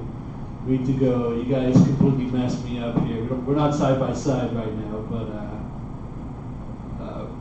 just FYI. We're all set. We actually voted against the ban in the city. I actually voted against that proposition in Chicago. Not that I'm for plastic straws. I'm actually against the plastic straws. But I feel like the proposition is not thought out.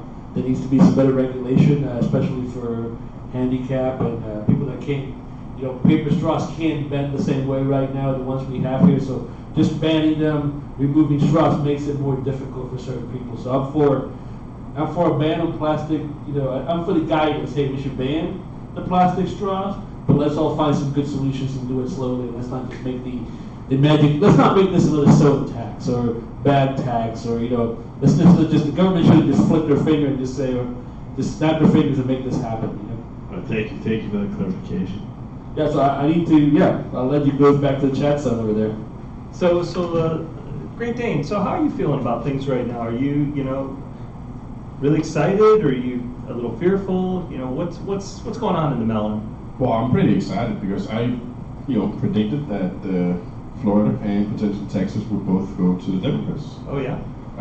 Where did you predict that? Online? Well, in our conversation earlier this afternoon. I know you didn't take notes, but that's okay. I still think that there's enough votes left in some of the major cities in Florida to overcome the 50 to 75,000 votes that were down right now, and with we I mean the Democrats. And I think for Texas, I know it's very early, but I like to see beautiful Cruz being crying Ted Cruz by the end of the night. Wow, that would be quite the upset if that happens, though. Jeff Flake recently said that he was hopeful that someone would challenge the president for the 2020 Republican nomination. Who might that be, and what chance does that person have to knock off the president? A Democrat or a Republican? A primary. Somebody challenges him in the primary for the Republican nomination.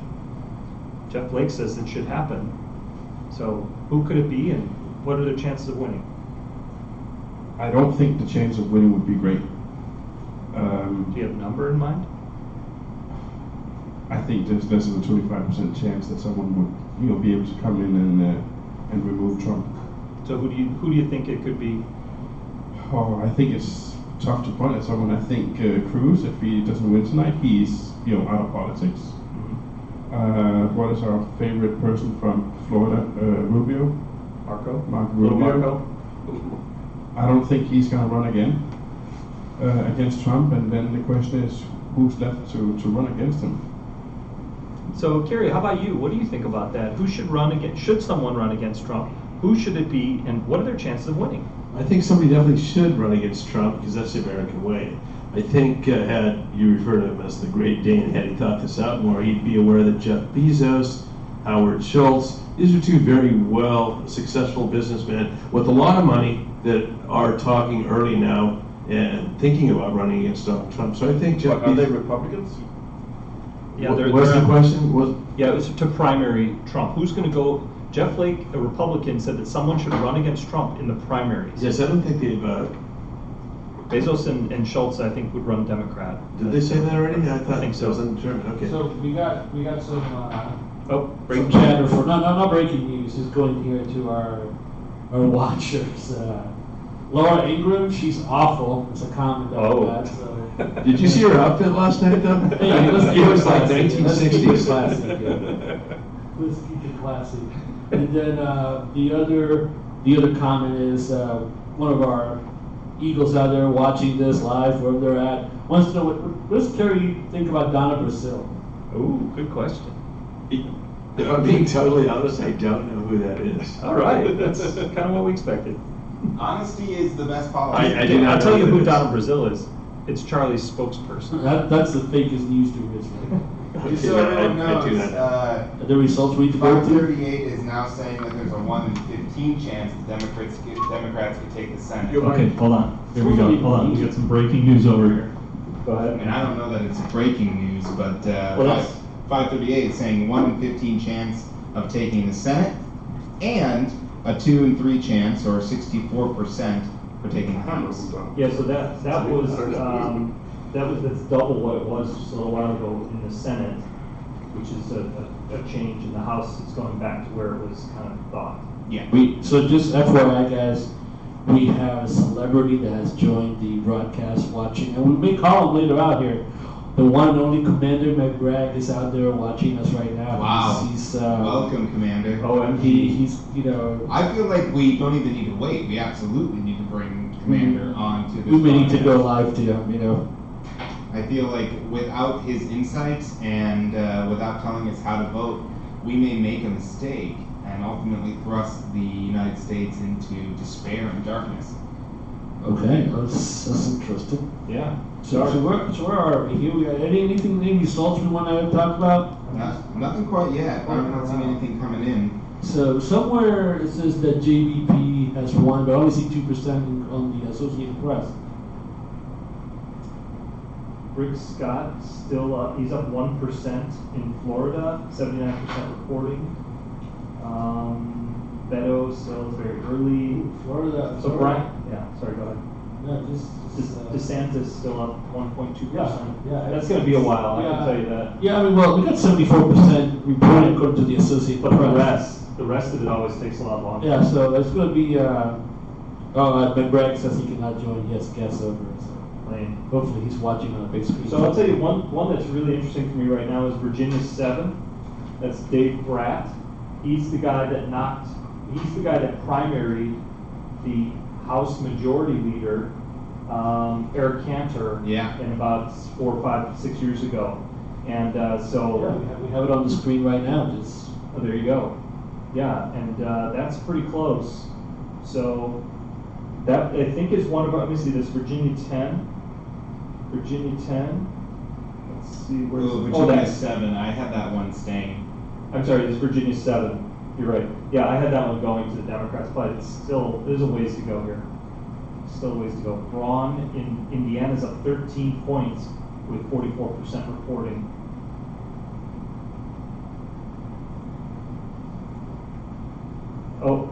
We got our voter suppressor that'll be ready in an hour. in 1 hour, we're going to go live to. Maybe we want to just go around our map here. To the great state of Wisconsin. We're going to go to Madison, live to Madison in about an hour. Wisconsin. Yeah. And actually, maybe in a few. I didn't realize it's 7:45. Maybe in a few minutes, we're going to go live to the JVP part to see what's happening. Oh yeah, are we ready there? No, we're not ready, but we're going to start working on that here behind the scenes. Okay. See if we can establish a connection. All right, tremendous. I'm going to go check the Twitter sphere to see what's happening. What are you seeing out there, Soren? Anything interesting? The governor's race is in the Senate race is still very close. Florida, okay. In Florida. But they need Miami-Dade and Broward. Are we on pause right now? No, we're live. We're live, yeah. The Great Dane is actually. The Great Dane just walked into the set. Yeah. Beto is opening up his lead in Texas. Yeah, that's early though. Yeah, it's way early in Texas. I'm confused. So Kentucky 6, Andy Barr and Amy McGrath, 94% reporting. It is now 3% difference. So that looks like Barr to me is going to take that. Oh, it just went red here. No, I was looking Barr. Yeah. Barr. Did he already get called? I mean, it should be Yeah, a projected to win. yeah. That's a That'll eliminate some people in defensive pool. Yep. I actually still had bar in that one. That was one of the few that I did not have. I thought, you know, you gotta, you know, that's probably. I mean, again, I'm gonna. Sorry, I got yours. You had bar. No, but I'm gonna start looking at some of the races at Virginia results here in a second. So it's 4 and 7. Yeah. Yeah, the 7th district. Oh, that's tight. I don't know. If, you know, I think that we're broadcasting this here. I mean, that's a margin of error there. But yeah. Republican win in Ohio 8. That is. But for the governor's race, I don't think. I think Miami, like you said, I think Miami-Dade is probably the big county, and Broward County are the 2 states. I don't know what states, what counties have given the results in. So in Florida, still votes left in Miami-Dade and Broward counties, which are very Democratic, but Gillum and Nelson both are down by just 1% with more than 90% voted in. Gillum, blah, blah, blah. But the results right now suggest that Republicans may win both of those races. They are calling the Republican Mike Braun to win the Senate race in Indiana. Wow, that's a big deal. Did Trump, that's a hot take. Trump go out there? And I don't think yeah, so. he was just there. But did he? Indianapolis. He campaigned. Yeah, he was there. Yeah, I had Donnelly going out, so that's did. It's a I pretty had big him winning. disappointment. Hate to be right in that situation. Look at that guy's Charlie, face. you had him out too. Look at that guy's face. Well, he had him winning. What guy's face? Oh, sorry, Yeah, yeah. I had him out. Oh, wow, yeah. Your fantasy Braun's team face. is crushing it. I wish my fantasy team was losing. Where'd you see the Braun call? It's on 538. Okay. Stuff's starting to fill in on the CNN map, I can tell you that much. Yeah, no, it's it's 8 o'clock Central, so that means we have the East Coast is closed for like over an hour and change, a couple hours. Midwest is closing, and we're about to. What time is it back in Salt Lake City? 7 o'clock. So yeah, those polls are probably closing. And the Wisconsin polls are going to be closed in about 13 minutes.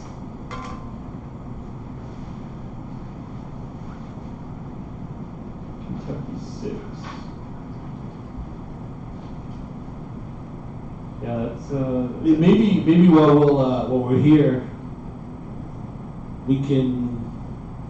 Yeah, what are we doing? Maybe we can do we're talking about big winners tonight, but maybe we can talk about big winners in 2017. So I just want to play a clip here. Let's see if this works. Oh yeah, why don't you do that? So Tom, what's your thoughts on CNN as a network?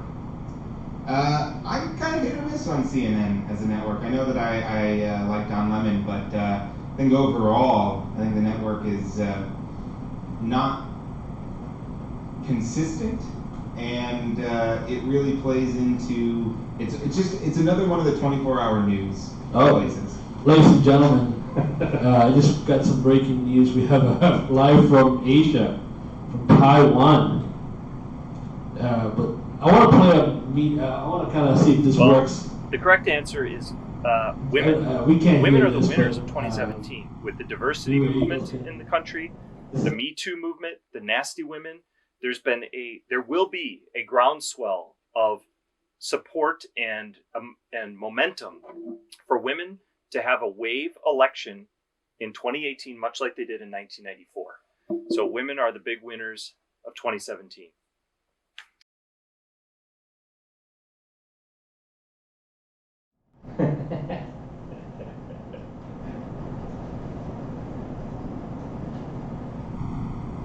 So we're back. All right, Okay. You're welcome for that prediction, America. Let's see if we can get a correspondent. Let's see if we can get him live. Joe Donnelly, done. They've also called Barr over McGrath in Kentucky 6. Yep, it's gonna get tight here. Gonna get tight. Another another situation where watching the elections roll in and having my hope and soul quietly destroyed. The question here, I look at some results here coming in and correspondents around the globe. Would you rather sit here tonight with access to deep dish pizza, or would you rather be bowling? Bowling? I would rather be playing Red Dead Redemption 2 right now. Okay. What does that mean? It means that I'd rather be, not watching our country fall deeper into despair.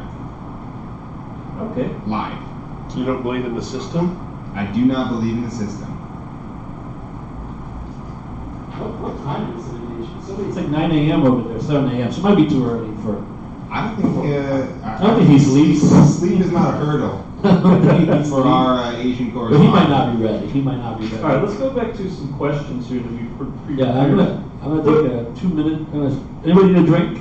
No. Oh, we're about to take a break? No, we're not taking a break. I'm standing up. So okay. You guys are gonna go on. Big Ron's up in Florida. Here for a second. So Todd, let's go to. I'm gonna give you a trivia question here. I'm not ready for it. Good. What major Senate upset occurred to thwart Barack Obama's agenda of free money for Americans?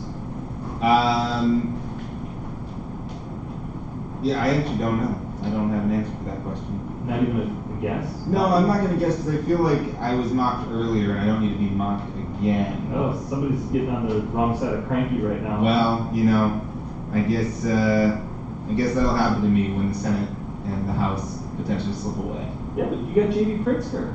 Yeah, well, Put you in a bear hug. Yeah, I'm looking forward to getting wrapped up in that man's vest. Well, the correct Charlie. Does no idea? Okay. Anybody else with an idea of what?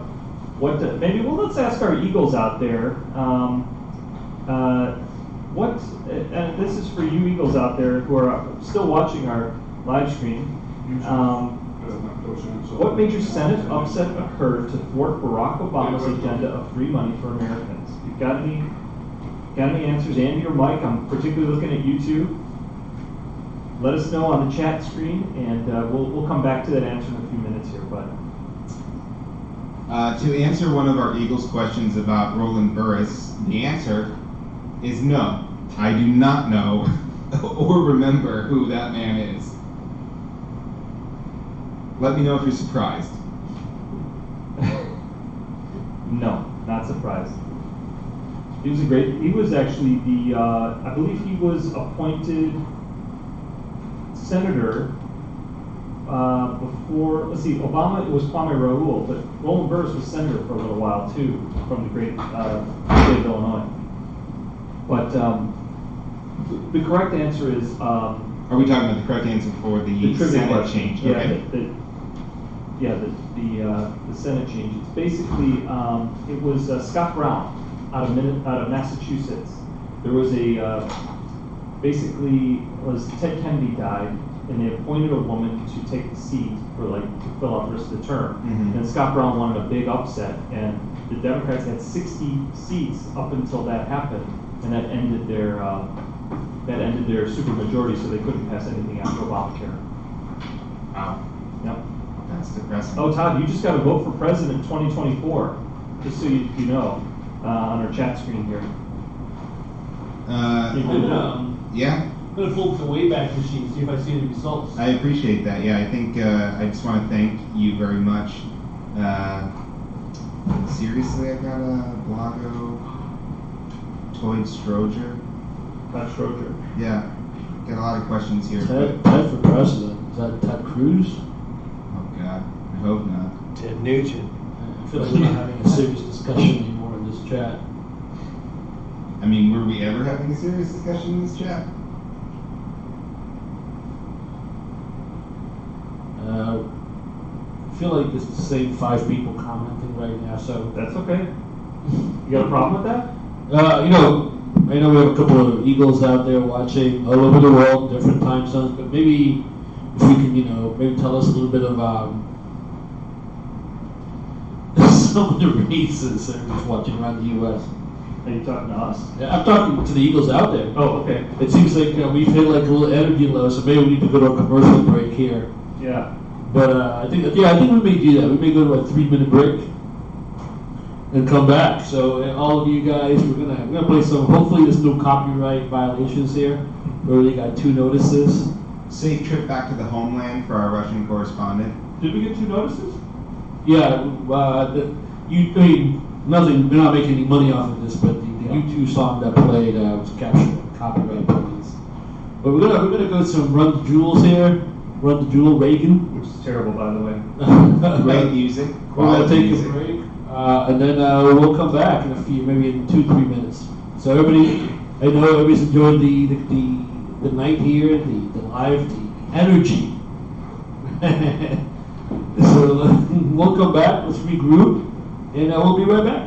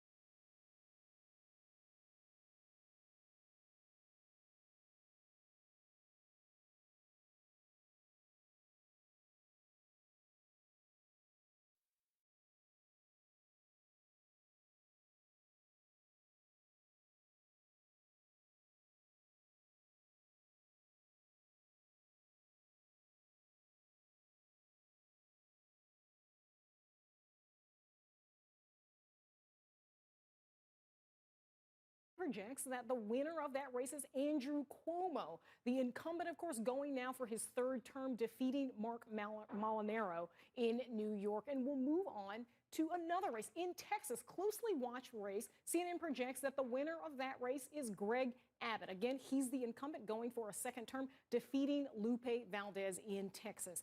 And let's go now to some other races we've been looking at and can't yet make any projections in at this point.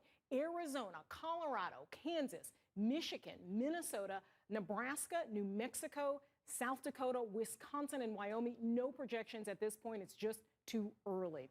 And we'll go now to these other races we've been watching all night long. Florida, Ron DeSantis in this governor's race, hanging on to a pretty good lead at this point. 89,000 votes at this point over Andrew Gillum, who's trying to become the first African-American governor in Florida. 96% reporting, a lot of votes there separating to Kansas. This was a race. Laura Kelly at this point over. Here we go. Yeah, there's who Trump. That's a big one. But this is still pretty early. 34% Kansas is early. Reporting right now in Ohio. Menendez won in New Jersey. In the Midwest Ohio, Mike DeWine over Richard Cordray. And this is split back and forth all night long at this point. And 80,000 votes at this point. Mike DeWine over Richard Cordray, the Democrat in this race. There was somebody that said that. Ohio, 45% reporting. Let's go back now to Georgia. I don't think he said that. You sure? 258,000 point vote lead at this point, 61%. All right, and we're back on. Yeah, we're back on. Yeah. Wow, I'm going for history here in Georgia. 32%. It's early, but yeah, that's alarming. We're going to hand you over to. Okay, well, the next Run the Jewels song needs to be about voter suppression. Oh, there it is, Kentucky 6. Oh, I think we The saw 6th district, yeah, the winner, the incumbent representative. We saw that already. All right, what do we? We're just broadcasting CNN. Yeah, we're on the air here, but we can go back to the main camera. Well, I was just wondering, are we going to get another violation? Maybe, yeah, but nothing's going to happen. Okay. So yeah, it seems like a lot of results coming in here fast now, folks. Yep. Projection. We can't even see it on the screen anymore. What do we want? Just put here. Let's see. There we go. So, they're talking about the House right now. So this is interesting. Here's an interesting factoid for somebody out there. Democratic candidates for governor and Senate are trailing in Florida, but the constitutional amendment that was strongly backed by Democratic activists to restore voting rights to felons in Florida has been adopted. Oh, nice. So yeah, that's good. That was a big. And I think Illinois has that law already, but I think there's some measures out there coming up. But yeah, good for the state of Florida making some progress. Okay, so toss-up districts. So let's go through this real quick. Virginia. So we know Kentucky 6 got called for the Republicans. It's good news for our president. Virginia 2. That seems to be leaning very heavily towards the Republican. Something doesn't seem right about. Oh, but that's pre-election probabilities. Wow, that's really interesting. Virginia 2. So, yeah, Virginia 2. Hold on for 1 second. So that was a toss-up. Okay. Yeah, right now the margin, 88% reporting, is plus 1.7 for the Democrats. So this was a toss-up. Pennsylvania 1. Trying to find that one on the old list here. I'm not even seeing that. You guys see it? Here, Pennsylvania 1. So that was, very early. So yeah, 2%. Florida 26. McGrath and Barr. No. Oh, sorry. Yeah, Florida 26 was another toss-up. 89% reporting, Democrats up 1.4. Virginia 7. Virginia 7, that's Dave Bratt. 75% reporting, he's up 3. And so those are the early. That doesn't seem right. Yeah. Yeah, he's up 3. That's the pre-election probabilities on the left you're looking at. Oh, okay. Yeah. So Todd, how's your energy level right now? Are you kind of fired up? Yeah, it's pretty high. Energy level's pretty high right now. Like it. Feeling really good. Have absolutely no concerns about what's happening. But you're not here to make the news, you're here to report the news, is that right? Yeah, and I'm reporting this. That's why I said I have absolutely no concerns about what's happening. Just watching completely unbiased. Good. Was the Virginia 10 on anybody's list here? Virginia. I'm looking on the list. That was a lean Comstock, that was a Democrat. lean Yeah, Democrat. so they declared, they called it Wexton, Barbara Comstock, she gone. Yep. Yeah, that's being called there. Probably a Trump casualty. Yeah. So Senate's going to go Republican, and the House is Still up for grabs. 55-45 right now. So just like 2016, it's a toss-up. Yeah, so Mike Braun won. Downs out. Yeah, Ronner has conceded to JB. Of course he has. He knew what was good for him. Well, I mean, he just got it out of the way early, so that race didn't even stand a chance. Like, there wasn't any pretext about, hey, let's wait for the votes downstate or people in line. Ronner wanted out. He was done. What do you think Ronner's going to do next? He's probably gonna buy a baseball team. Maybe. I don't think so. All right. Well, agree to I don't disagree. think so. Well, I look at Florida. Actually, we're not seeing the Eagles. Are not seeing that, but maybe we can try this. But yeah, this is. Yeah, that's the panhandle. Yeah, that's the problem with the state of Florida right there. It's all red except. It's not the only problem with Florida. Yeah, lots of pride. Listen, but yeah, hard to win. I honestly thought the Republican was not going to be governor of the state, but kind of looking like it is, unless Miami-Dade comes through a Broward, which I always believe. Joe Manchin wins West Virginia. Yeah, but that was expected. We have a question. So was Donnelly. Yeah. We have a question coming in from the from our Eagles. From our Eagles. Was there a wardrobe change? Maybe. Oh, so folks, I'm hearing. One second. Wow. Are you trying to get the roll the tape? No. Our JB is about to speak. Oh, are we gonna go live to JB? Apparently they're asking people not to do. Oh, I do have some video from the room. Oh, you do? But the correspondence will come after the victory speech. I'm trying to pull up the victory speech here for. But we do have a quick question while you're pulling up that victory speech from one of the Eagles. What is your opinion? How many times have you heard? Wow. It's not stop. What is your opinion on Florida Man, Charlie? So, I mean, you kind of skipped the question. There was a question if there was a wardrobe change. Yeah, but he showed the wardrobe change already. You already gave that one away. Aware of that. That's fine. All you have to be doing, you just have to look up. Yeah, there's the video. This is where our correspondent is right now. Yeah, we don't see it up here though. Yeah, it's okay. Oh, okay. What is Charlie's opinion of Florida Man? Florida Man. So, I know and I thought by now the correspondent would be on a plane. And I know the correspondent also watches The Daily Show, and they were in Florida, Miami last week. Florida Man, hey, listen, it's a big state. You've looked at the state. It takes like 6-7 hours, maybe 8 hours to drive from Miami to Georgia. So, it's a big state, lots of crazies. It's hot, a lot of humidity. People just go crazy. There was also a law. What is worse, the heat or the general lack of mental health down there? Probably the lack of mental health.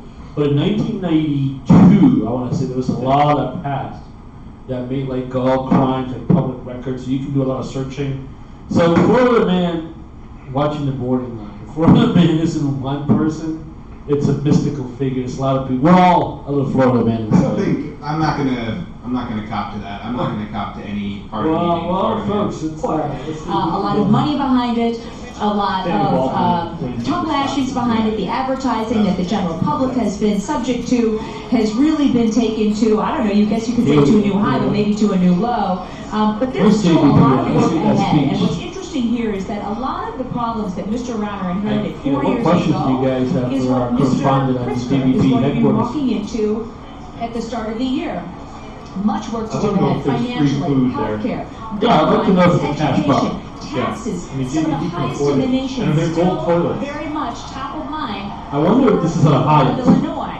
They're giving J.B. Pritzker a chance to see what he can do after they felt Oh, wow. You want Trump style, Obama style. Was not only uncooperative, but perhaps even not popular down in Springfield. Couldn't get the work of the state done. Take a look here behind me. You'll see there's plenty of citizens, your general citizens on the risers. They're waiting for something to happen. Would you guys rather be there or here? The microphone open, the lights are on, the drinks are flowing, and this I'd room rather is be packed. here. It is shoulder to shoulder here.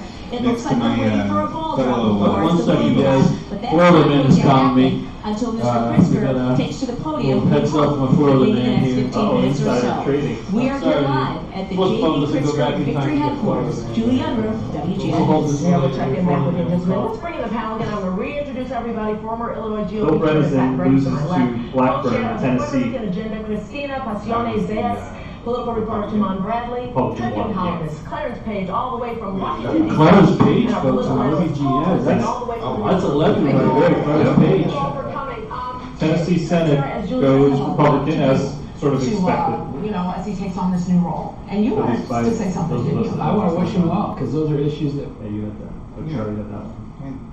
You went against it. I was hoping. You're not supposed to have hope. Yeah, that's where I've You're supposed lost to all report the the news. Okay, yeah, 4 and 7 for the House now. Democrats 3 and 7 for the Republicans. And the Senate is down to +2.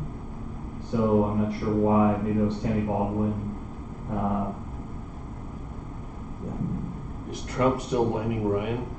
I was surprised they said that so early. It doesn't seem, but he's also kind of crazy sometimes. So What? Which one? was Trump still? Is he still blaming Paul Ryan? Yeah, so I think one of the questions that I keep asking the question, what are you watching tonight? Oh, sorry to interrupt. Susana Mendoza, re-elected comptroller. Probably in the next 3 minutes, she announces for mayor. Yeah, that was gonna be my question. I signed a petition for yesterday for Chico, I think, but what's his name? Chico something for me.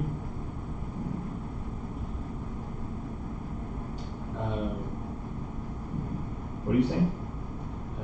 I kind of forgot. Okay. I'm trying to figure out what we're supposed to be doing in the 8:15 hour, 8 o'clock hour. Oh yeah, let me get the. We do. Oh, wait, folks, here we go. We got. Moment to thank my amazing husband David. Wow, we're gonna download Mark like an hour ago. Yeah, we can download him. I think he's still watching. Families Let's see. are so important in our ability to be Illinois able to is serve not the sending a public, Nazi to and Congress, having his support both on the campaign side Third congressional.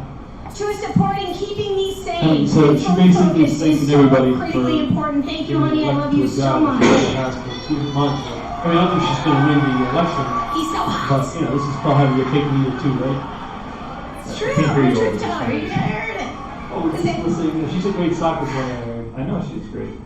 No, I'm basically saying, so she's getting her cake and eat it too, right? She's getting food right now. She's basically filming a campaign commercial, Yep. which is ridiculous. Was that Mendoza in front of a J.B. Pritzker sign? Yeah, she's at the JB headquarters. Yeah. OMG. Okay, here we go.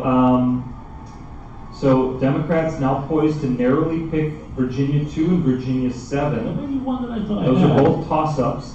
Suburban rejection of Trump on vivid display as Spanberger dominates in Henrico. I have 7. I don't think I have. So I had 2. two. Yeah, I I had had 7. I had 7, but not 2. So that's Oh, we got some breaking news here, folks. okay.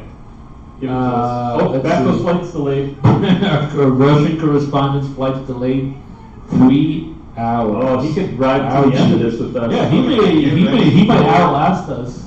Also, we have our Texas correspondent letting us know that there are Beto chants in the streets right now. I don't believe that. I need to see video. Beto chants of every election that he's running in every state in the union right now. We got 10. I mean, we got 10 people watching for the same 2 people chatting. I would love to see our. Oh, I think 3 of us. It's me. Are you streaming, Craig? Yeah. Okay, so we have 7 eagles out there. Hey, that's a lot of egos. No, but so is Soren is streaming Oh, yeah. too, right? Hey, Soren, can you stop the streaming? Sorry. He fell asleep. What's happening in the? Can we? You What's might be happening in watching the chat that. lounge over there? You I had one of your guys- fans ask, "Who's that guy that looks like Jonah Hill?" What guy? That was Mike Batco. Let's go over to the chat lounge here. Yeah, you guys still having a good time? The energy seems low over there. I mean, I see beer over here, so it must be a pretty good time, huh? Sorry.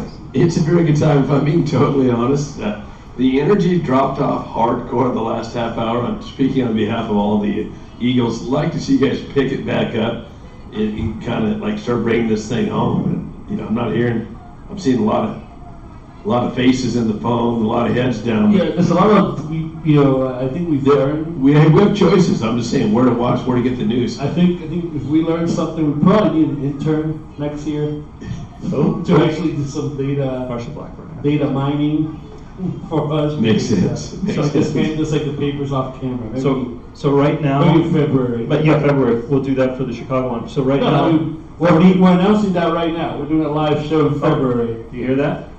Oh, you heard it here first? February 26th, I believe that is. Yeah. It's the Chicago municipal elections. Wow. So right now the Senate is 43-36 Republican with the Marsha Blackburn win. So still a long way to go, but I think it's important to mention that the Democrats are up in 33. The Democrats are up challenging in 33 of the current Republican Congress that's bad. seats. They might win the House. Yeah. They might take the House, and the Republicans are up in 5 of the Democratic seats. So there's still a chance. So are you with Mitt? Yes, I'm with Mitt. There are alternatives in Utah, but they're not real alternatives. So why aren't they real alternatives? Tell us about Utah a little bit. Well, Give us some insight into that LDS community that you're part of. Deep in the heartland. Yeah. Well, without being a Mormon in Utah, you don't really have much of a chance in politics often. The church have a big saying in who people should be voting for. So how do you like that? You basically have no vote. Well, I'm okay with that because I can't vote anyway. So true. But you should get married to an American because then you can get the right to vote, I think. I can get the right to vote. Are you here legally? I can have several wives. I can have many kids. I should be well off. Have you always done everything according to the laws of the United States of America?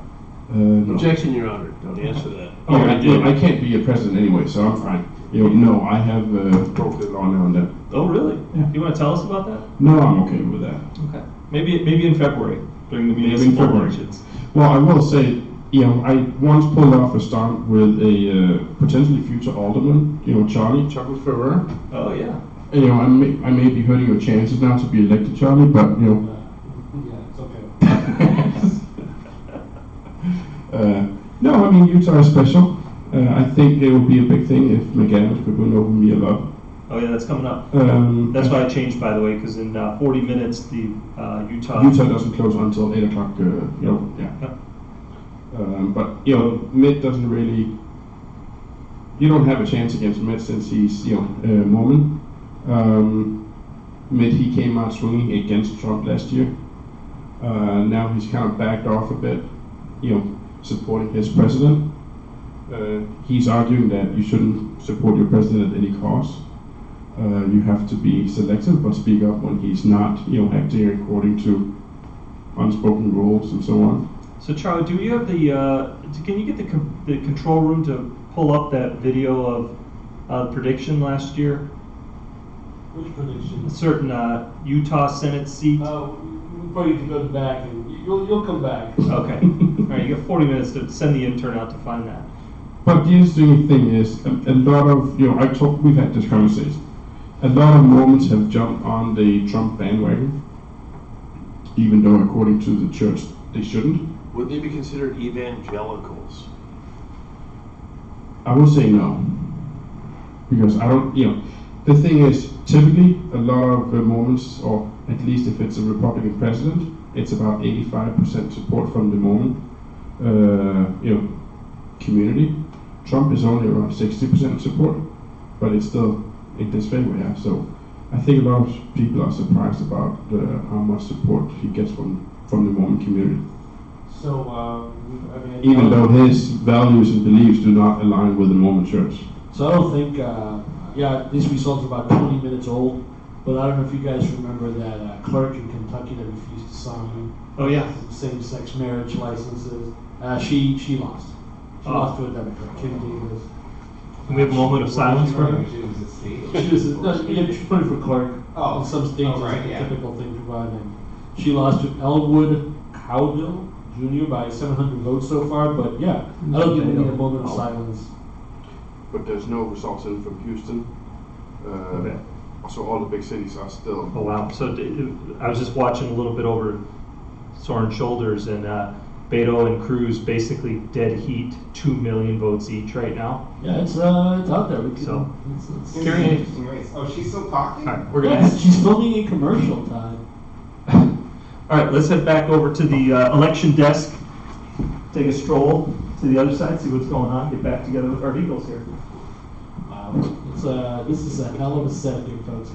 But yeah, this is an interesting. I mean, we have. I mean, that's this is not right to find a better result. Let's go to the New York Times. You know, this is pretty good. We got this is a good chart. This would be interesting. I guess Texas is a big state. That's why 4% of the vote. I mean.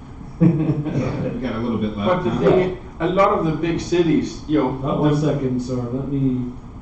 Sorry, sir. Go ahead, sir. Talk to us. A lot of the votes in the big major cities have not been counted yet. So you look at the camera, not me. You know, Beto O'Rourke should still have a good chance at a close race here by the end of the night. No, I mean I think it's gonna be. That's actually, you know, we kind of are a little bit off script here. Has anything come in from Houston yet? Have to hit plays. I think you hit rewind. So let's talk about this. You know, what races that have already been called are you regretting that you picked the other direction? I mean, or just early results too that you see where you're like, oh, I wish I would have picked, you know, the other candidate. Any ones you would regret? Not really right now. Feeling pretty good about it. Yeah. Except, yeah, feeling pretty good about it. And you went probably the Tennessee. Probably, yeah, I went against Donnelly. I figured that wouldn't happen. Maybe the Tennessee Senate race. I regret that one. I think that was going to be a stretch. As much as we all love at the critic and within the clinic, our girl. Which girl? What's her name? Taylor Swift. Oh, Tyler? Yeah, we're a big fan of T Swift. Are we? I mean, some of us pretend to be. Swifties. Yeah. Name one of her songs. Hey, I'm Taylor. I think that was off of her self-titled album. I don't know. I don't sing it as well as she does, so. Okay, looks like Colorado 6th is coming in for Democrats. Yeah. And that was a lean Democrat anyway, so that was expected. But then also Virginia's 10.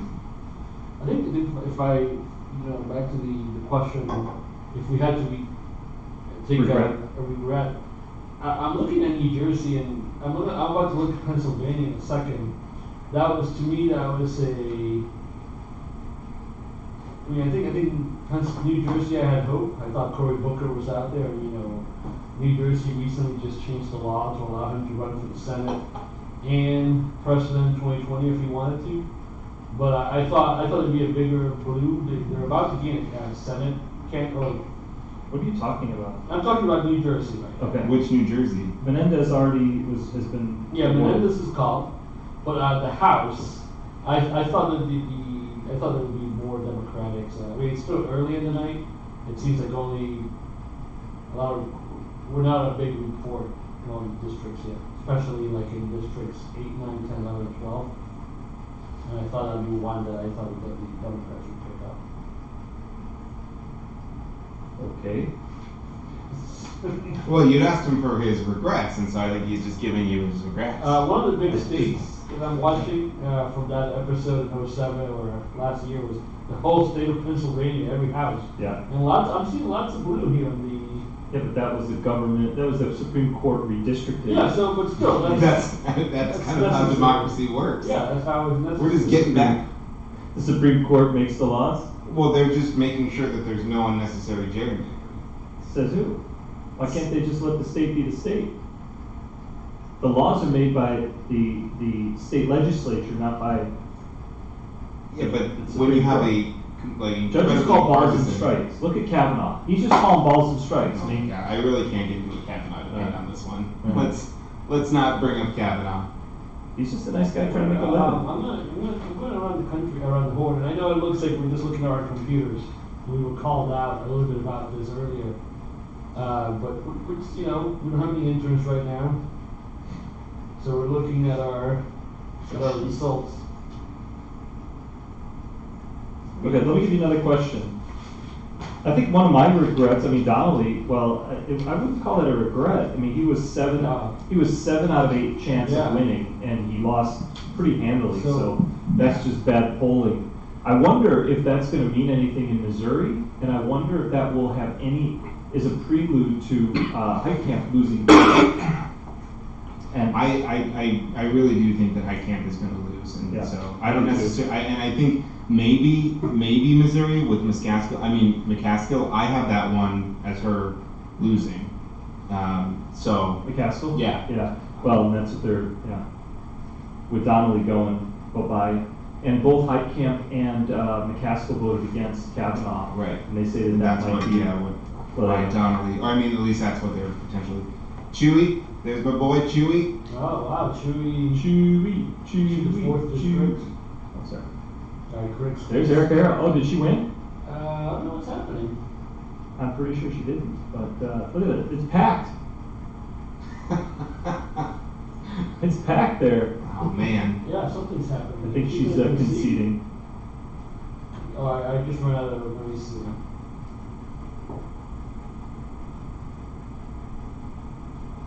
Okay, so Virginia seconds. Yeah, they're saying that the polls closed in North Dakota, and she got smoked. Erica Harrell, 2-1. Oh yeah, sorry. I was 38% of the votes so far in, and Kevin Kramer has got 62%. Yeah.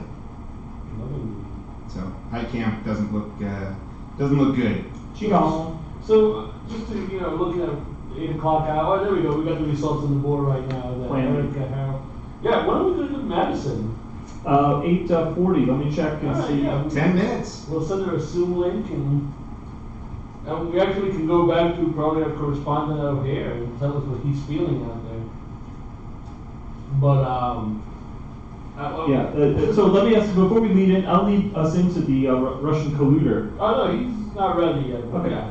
So if you were a Russian colluder living in Boys Town or a Shah of Schaumburg, which liberal elite scares the bejesus out of your 2020 tax return most?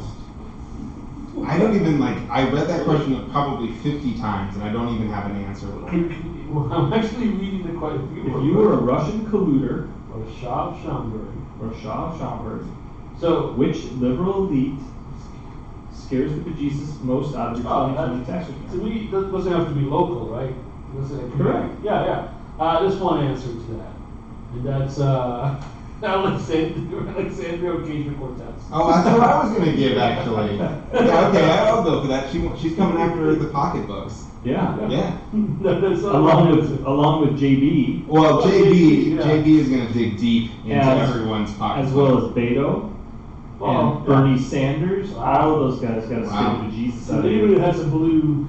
Maybe there's blue. They're going to go to your a super liberal blue. A super blue. Yeah.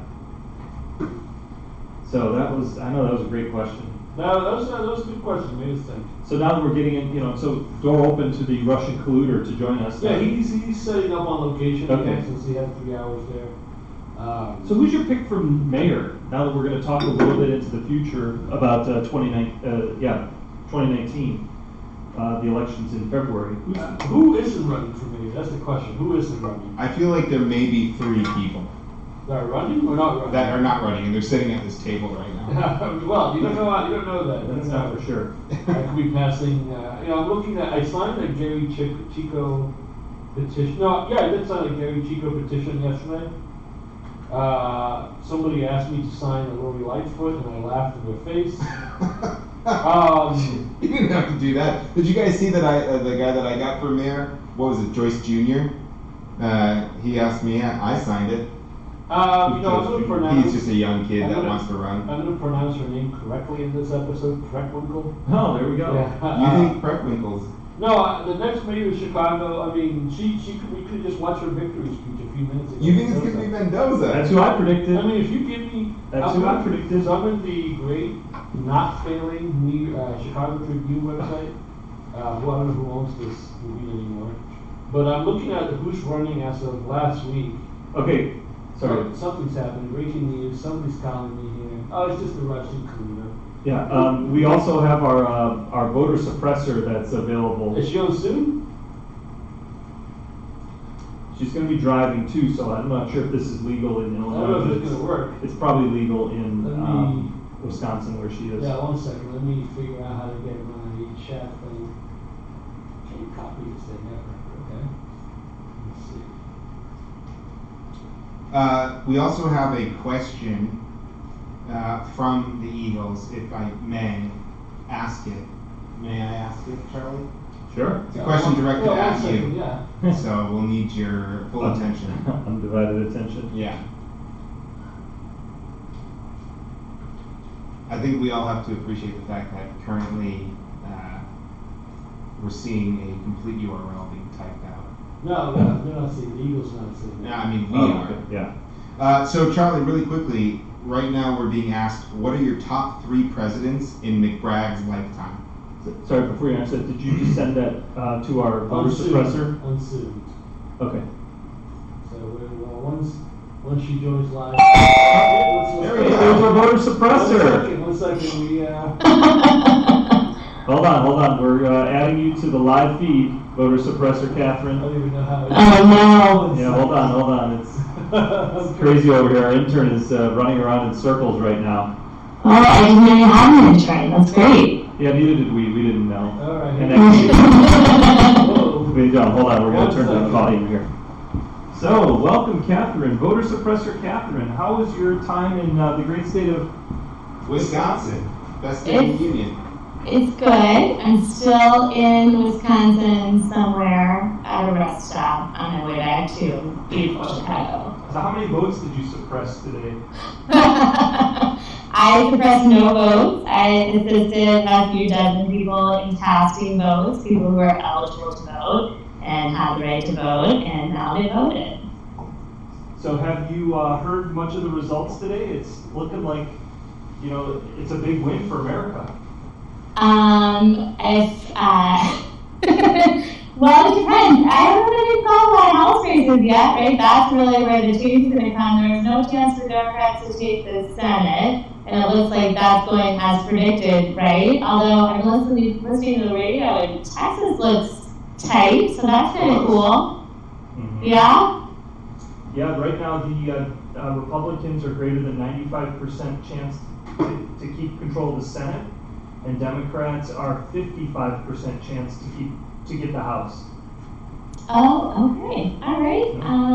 That's from our statistician, just so you know. Oh, okay. Have they called Wisconsin? Have they called anything in Wisconsin yet? Because I haven't heard the poll right when they left. Have they called Tammy Baldwin yet? Yeah, they called Tammy Baldwin. Ew. What about the governor's race there? Because that was a lot tighter. That one is still not called yet. I feel like we should be the ones asking the questions. Yeah, well, we will. She's just... okay. Well, I'm getting up to speed. We're the source of news. Yeah. Yeah. I'm about to post, where are you watching? So, tell us about what a typical call is like in the boiler room, where you suppress votes. Oh, okay. Well, so I was volunteering for the Wisconsin Democratic Party, and I was answering hotline calls. I've gone to Wisconsin many of the last several election cycles. And so it's anything from someone saying, where's my polling place, and you help them look it up, to them having gone to the polls and having had all the correct paperwork that they needed, like the right type of photo ID or right proof of residency to register to vote, but they've been denied, and so arming them with the law so they can go back in and actually register or cast a vote. Super dramatic. Yeah, so how many calls did you handle today? Several dozen. So on the hotline, so I was on the statewide hotline, there were 10 lawyers sitting there answering questions. And then if there was an issue that looked like it would affect a whole polling site. Like in some polling sites, turnout was so high that they ran out of ballots, even though they had printed more, like 20% more ballots than had been used in 2016. So turnout was high in Wisconsin. Then we would escalate that issue and make sure that we call the city clerk and new ballots are printed and new ballots get to the polling place. So some issues get escalated, but all of us handle like several dozen calls starting around 6 a.m. all the way till 8 p.m. Wow, sounds pretty exciting.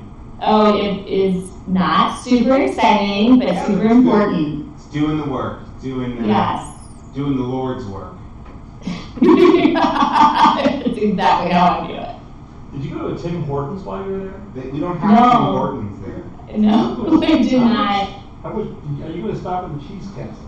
Yes. I wish I could. I did so much stress eating today. It was pretty bad because there was a lot of food delivered, a lot of snacks hanging out. So I had like jumbo slices of pizza and a pulled pork sandwich. Do you know in Wisconsin you have a pizza with macaroni and cheese on it? Yep. I had that. Wow. Yeah, it was amazing, but I did not need to eat that. So I don't need to stop at a cheese castle. They'll put macaroni and cheese on pretty much anything. I feel like that's a good choice. I support that as a lifestyle. I support that as well. Yeah. So what else is exciting going on? What predictions did you make that have come true so far? Well, I actually predicted that depends on how you deem it exciting. I predicted that Donnelly would lose the Senate in Indiana, and that came true. Yeah, that seemed very likely to happen, although I was hoping it would be a little closer. It seemed like they called it super fast. Yeah, there wasn't much of a chance. He went down like the Indiana economy.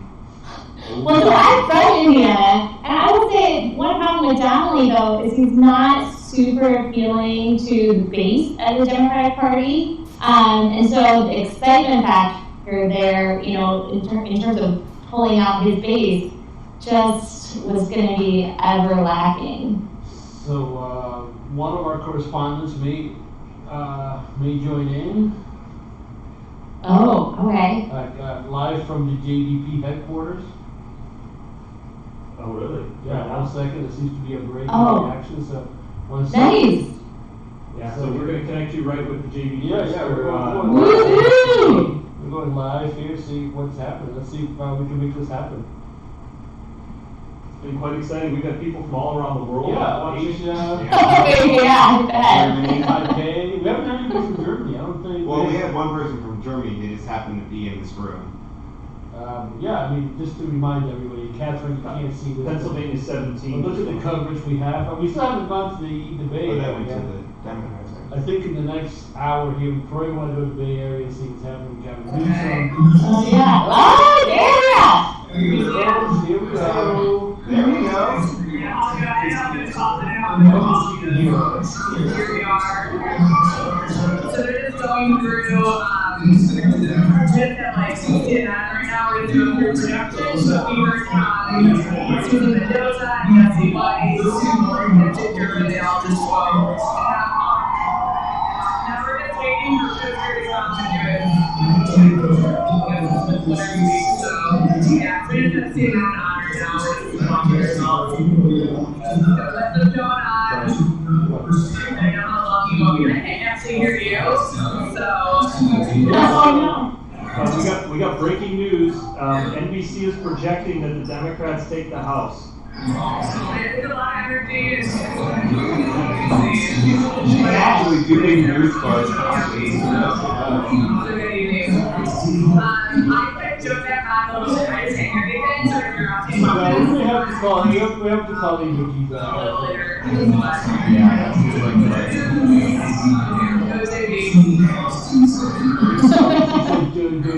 Oh my gosh. I feel like I really made some wrong choices. Because Andrew was at a total party and I was just answering lawyer questions all day. So it seems like I've gone very, very far astray.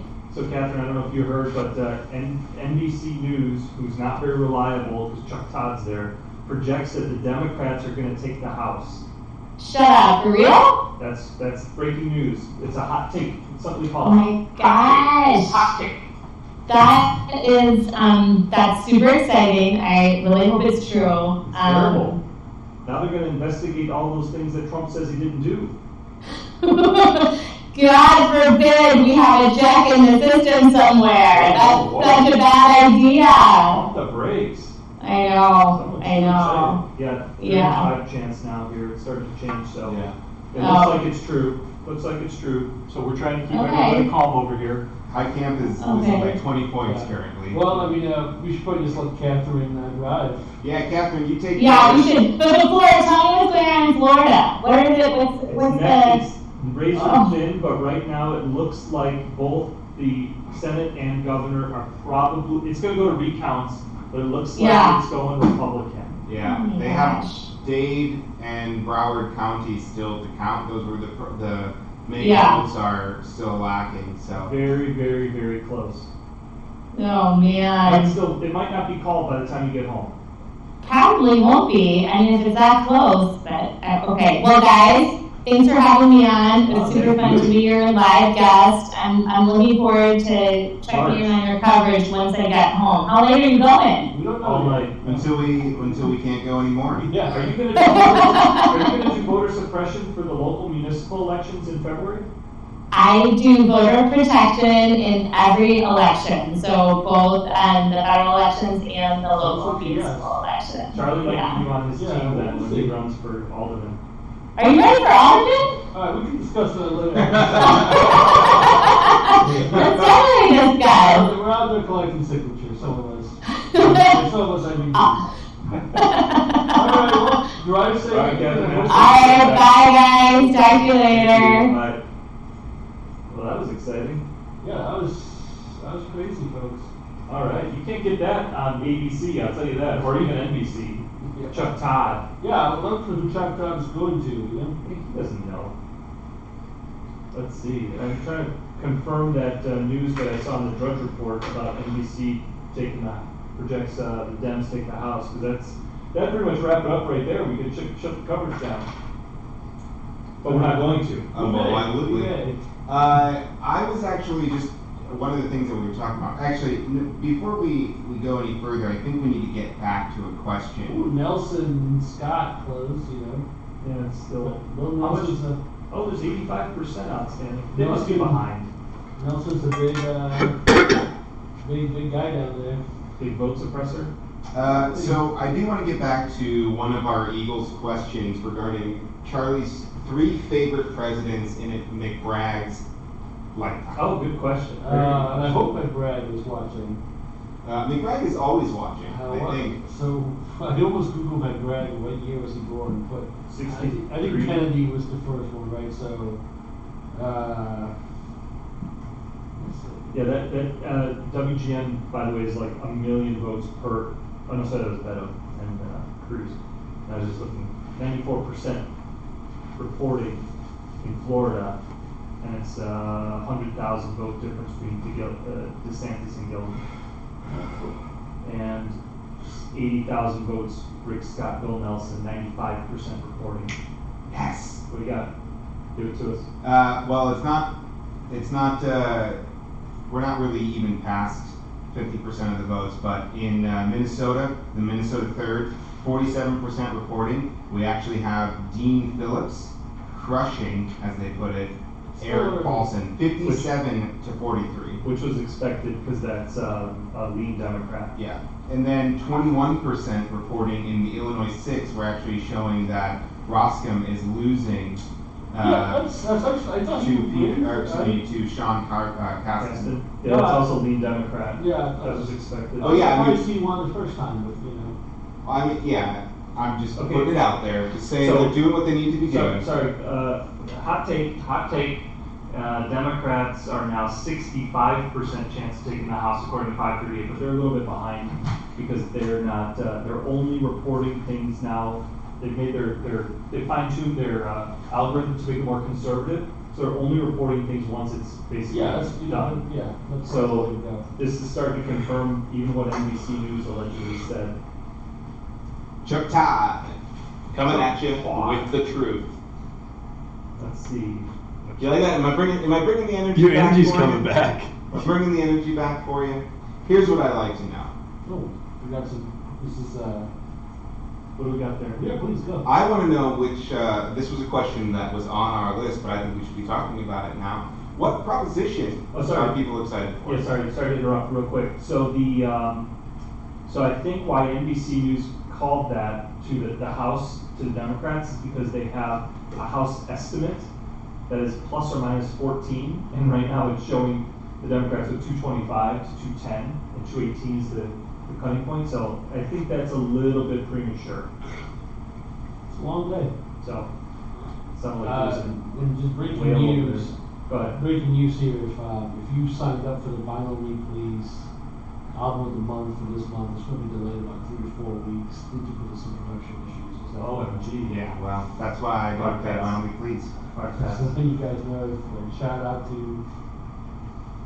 people out there in Boulder, Colorado running, they have an office in quote unquote in Madison. So that's great. Which have one person.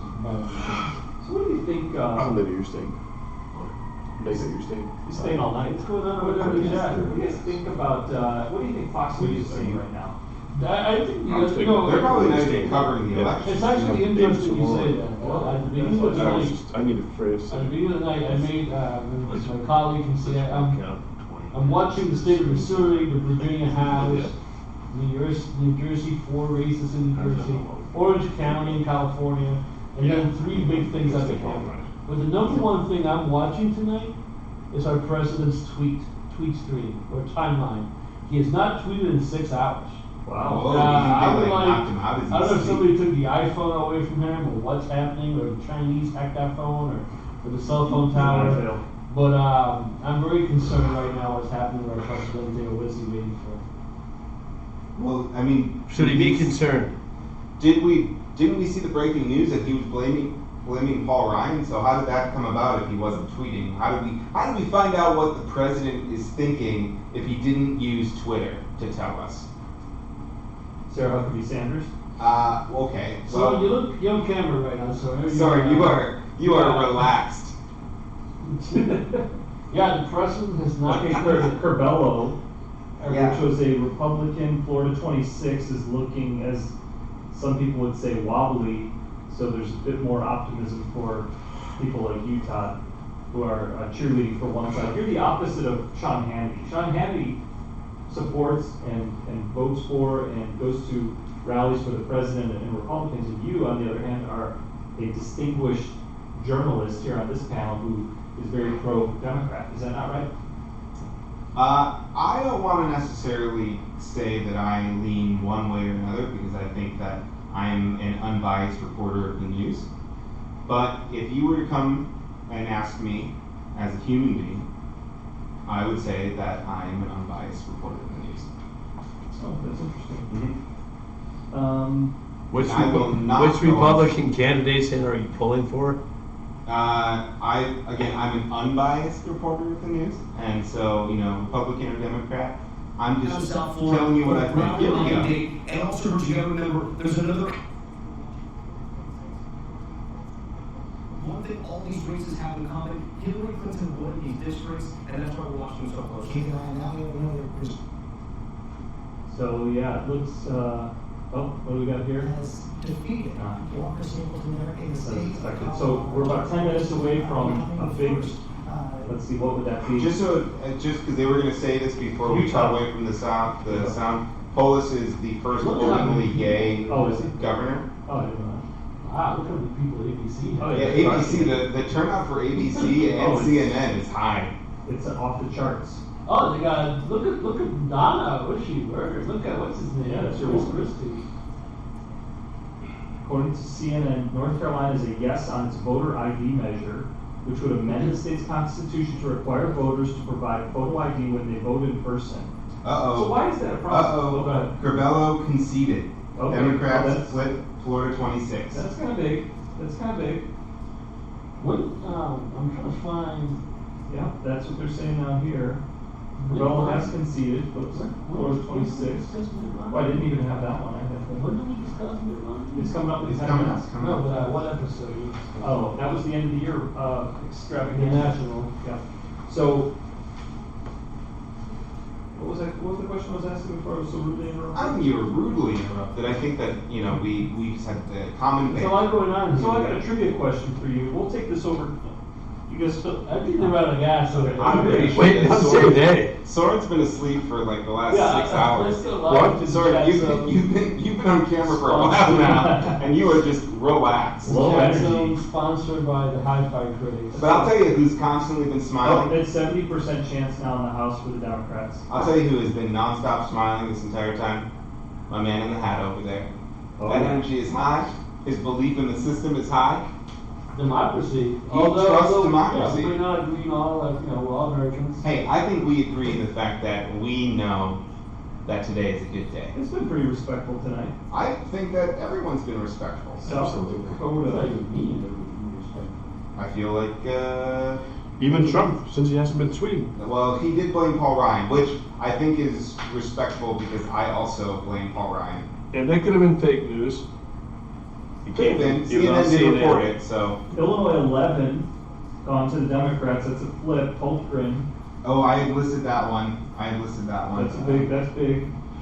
Louisiana second. I'm just looking for that one. I don't see that on our list. So I think the Illinois one was a lean Democrat. That was an expected one. But Illinois 11 is a big deal. Yep. Michigan 13. What do we got there? Where did that show up? Michigan 13. That looks like it was already expected. Wisconsin 4. Wisconsin 4. Bueller? No. So Illinois 11, that's surprising. That was called pretty quickly. Pretty happy about that. Oh, your energy's coming back. Wow. Look at that hat. Democrats have only 17 more governor seats to pick up. You mean House? House, sorry. Governors. And they... Chinese hacked iPhone, according to Backo, our Russian colluder. Hey. What? That's the truth. Okay. You know. Like for Wisconsin vote suppressor? When did you make that prediction? This is a... I don't think it was in the Oh, it definitely happened. It was Mitt Romney. That was a for sure That was my prediction. political... national one? Yeah. National. Guys, breaking news. Jared Polis became wealthy by getting into the online greeting card business. Wow. I thought that was a very important factoid for us. Owner of Hallmark or something? I guess maybe a competitor of Hallmark. Cruz is ahead in Texas now. Yeah, that's probably how it's been. Now we're talking. Yep. Saving America. Okay. Anyway, that Senate prediction was a whole lot of red. Which one? The Senate prediction. Oh yeah. Visually, that is, if I were a bull, I may be upset by right now. Yeah. Is there anything you can show? A current summary of everything we've talked about tonight. I think that it has been seared into our Eagles' minds. No graphic. There's no graphic. And we still have 9 watching, and I think half of them are us. 1, 2, 3, 4. Are you watching? No. Yes. 5. So over half. So can't you see who's watching? No. Feel free to send the link. I'm not signed in. No, I'm watching.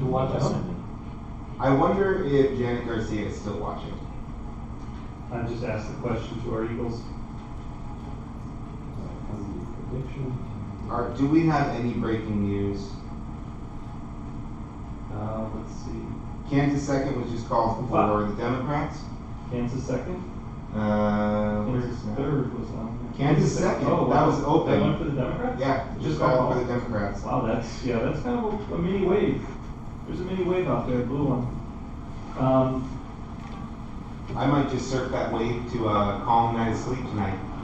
Okay, we got Delaney. She's in. Where's she? Ashley's in. Peterson's in. We got 3. All right. Yeah, I'm working with the production intern right now. To do what? We're gonna get some video here. We're gonna cue it up. Oh, okay. Okay. Nice. 17 pickups needed to fight Democrats for control. But yeah, interesting. Governor. So Ohio does not. Ohio looks like the Republicans might keep that. Where are my other sheets? Right here. I just want to see. Walker. I want to see my sheets. Walker is not gonna. He's winning. Yeah. He's gonna do it. He's gonna pull through for us. Todd, I think it was unrecognized what you said, which might have been one of the best lines of the night, that you're gonna ride that blue wave home to bed tonight. I'm gonna sleep tonight. Yeah, I'm gonna ride it to a nice, comfy sleep tonight. I think that was very articulate. Thank you. I think the imagery of that was beautiful. So we have just a couple minutes before the next round of closings happens, and a bunch of easy ones get called. But I want to ask a question. Actually, Kansas governor is looking really interesting right now. 66% in, the Democrat is leading there by 9%. And the, I don't know what that is, Libertarian or Independent has 6% of the vote. Wow. So that would be a huge pickup for the Democrats if they can somehow get the governorship of Kansas. Oh, Janet Garcia's still watching. Oh, there you go. But I want to ask a question. Thanks, Ma. I appreciate the fact that you didn't abandon me. So would Daniel Biss have beaten Governor Rauner by more or less than what J.B. Pritzker did? Less. Yeah, I mean, you're assuming he would have won. I think J.B. Pritzker is a man of the people. He is the best. It's the best. I mean, I think a man who can rock a vest is a man of the people. So what was the answer? You think that JB, so this would have won by less than JB? So you're basically saying JB was a much better candidate than Biss because Biss is kind of a clown. Is that what you're basically saying? I'm not sure why we're talking somebody that didn't make it very far. It's just a question. Yeah, I think he was a finalist for looking at sorry to interrupt real quick. House now 7 and 9% chance for the Democrats, 78%. Looking at how much money is spent on this race, I don't see how anybody else can go against Ron. Michigan 14. That one just popped up. Was that a race that we had expected? Let's see where it is. I don't see that one on the list. Probably likely down. So do you think? And Minnesota 5. I guess this is a question for the Garcia household out there. And they live outside of Milwaukee. They just live in South Milwaukee. So is Monica Garcia watching by herself? Was the whole family on the big TV? Sorry to interrupt real quick. Democrats' projection of 30 seats gained is now officially a wave. So that's again projection. So now it's up to 80% chance Democrats win the House. So right now, so there are only 2 Garcias left in the state of Wisconsin. My brother is in the state of Minnesota. How come he's not watching? Can you send him the link? I'll send him the link. Yeah, tell him to like it too. I will also tell him to like it. Actually, Ma, I'm on a phone. Why don't you send the link to my brother? And Tom and Jan Garcia, the saints that they are still tuning in. The 2 people that gave me life, and gave me hope, are paying attention to this. You know, some of our Eagles. And again, we got Eagles all over the globe. Mitt Romney projected to win. Wow! Wow! Just, Mitt Romney. Stand up and take a bow. Here we go. You want to roll this tape? Yeah, so we're going to roll some footage here. This is, this is a year ago. Should have used this, yeah. Boldest prediction for 2018, I don't need it. No, I've got other ones for that. Mitt Romney wins the Senate seat from Utah and caucuses with the Democrats 50% of the time in the Senate in order to block the Trump agenda. Boldest prediction of 2018. Wow. All right. Alabama Senate race. Will Roy Moore win, yes or no? Yes. By how much? By 1%. No. Loses by 4 points. The correct answer is yes by 5 points. He is in a state that we saw this happen last time with Trump, where, let's call it, the educated people in this country would say, hey, this guy's kind of off. Same thing is happening with Roy Moore. Yet I believe that people are lying to pollsters. A small subset of the people are lying to pollsters saying, yeah, I'll never vote for Roy Moore because he's a pedophile.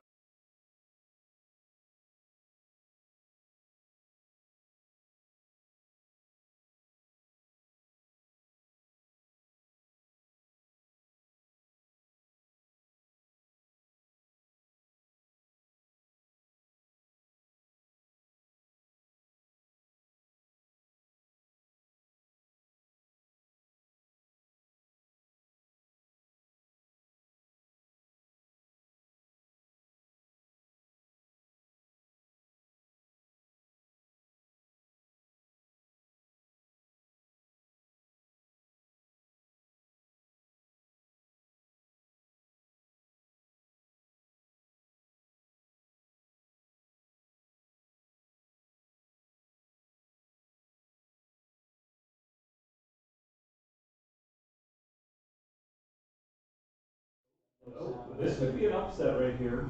Are we looking at the gubernatorial race? Michigan Senate. Republican John James is currently leading Democratic incumbent by 1.5 points, but that relatively little has been reported from Detroit's Wayne County. She was expected to, I think, do a cakewalk here. Stepping out, yeah, she was likely Democrat, so that could be. We had some out issues when we were talking about your homemade t-shirt, but we're back. Oh, we had audio issues? Yeah, we forgot this. I forgot, the intern forgot this, the production assistant forgot to switch audio channel. But we're good. How long you guys gonna continue? Oh, well then, Not too much longer. all of the comments that I made to my parents, wow, delaying. I'm just debating. Yeah, there's an issue with that. We're back. Okay, so basically what we said was, what an amazing prediction that was. Before he even announced he was going to run for Senate, before he even had a dream of doing it, it was predicted by your humble host. That was a good prediction.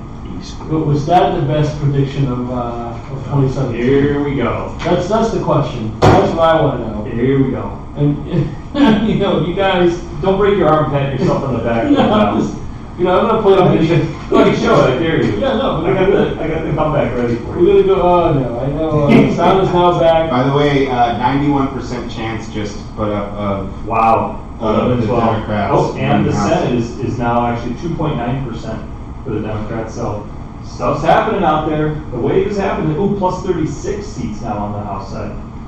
And the Republican Senate's down to +1. Something's going on out there, people. Yeah, I mean, something's there's a lot going on here. Maybe you need to go. Oh wait, hold on. ABC. Oh, hold on. Democrat Ron. I don't even know where that is. 2 Democrats at the Kansas 3rd. Also, just Democrat picked up Staten Island. Yeah, that's probably out of town. Yeah, that's like sound is back. So, hold on for a second. It looks like Kansas Secretary of State Chris Kobach, who I brought up earlier, a Republican, isn't likely to win the state's gubernatorial race. That's a huge pickup for the Democrats because now they control the state house and redistricting. They could get an extra seat or 2 in the state in the Congress. So yeah, I mean, so look at that. Cash Jackson got 58,000 votes. Well, when you have a name like Cash, and that's people what are he's going to doing. Let's see what's happening in Florida. 48.9. That's a tight race. Who's the guy with the eye patch? Did he win? The eye pass? Eye patch. Oh, the eye patch. Oh yeah, he probably won. I mean, anyone who has an eye pass wins because that's how you get through the traffic issues of the tolls very quickly. What? Eye pass, it's the tolling system. Eye patch. Bring it back. But we're talking about eye pass. We're at 9:05 here. I think we're going to play a video. We're going to take a break and come back. So everybody stand by. See you soon. All right, we're here. I think. Oh, my brother's on too, by the way. Oh, it's down to 9 and 10% chance. Over 3 decades.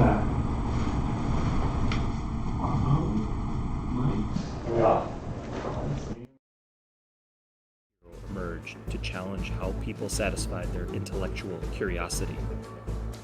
Left and right, fact and opinion, challenge and respect, teach and learn. Our hero inspired a generation, yet could not fly forever. The flock no longer flew in formation as the winds of change blew strong. Would new leaders emerge so the flock could fly high again? 3 eagles in the shadow of the past now fly in a new direction dedicated to the nation, the city, and the industry. Intending nothing more noble than informing, entertaining, and providing the Midwest perspective, we present the HiFi Critics.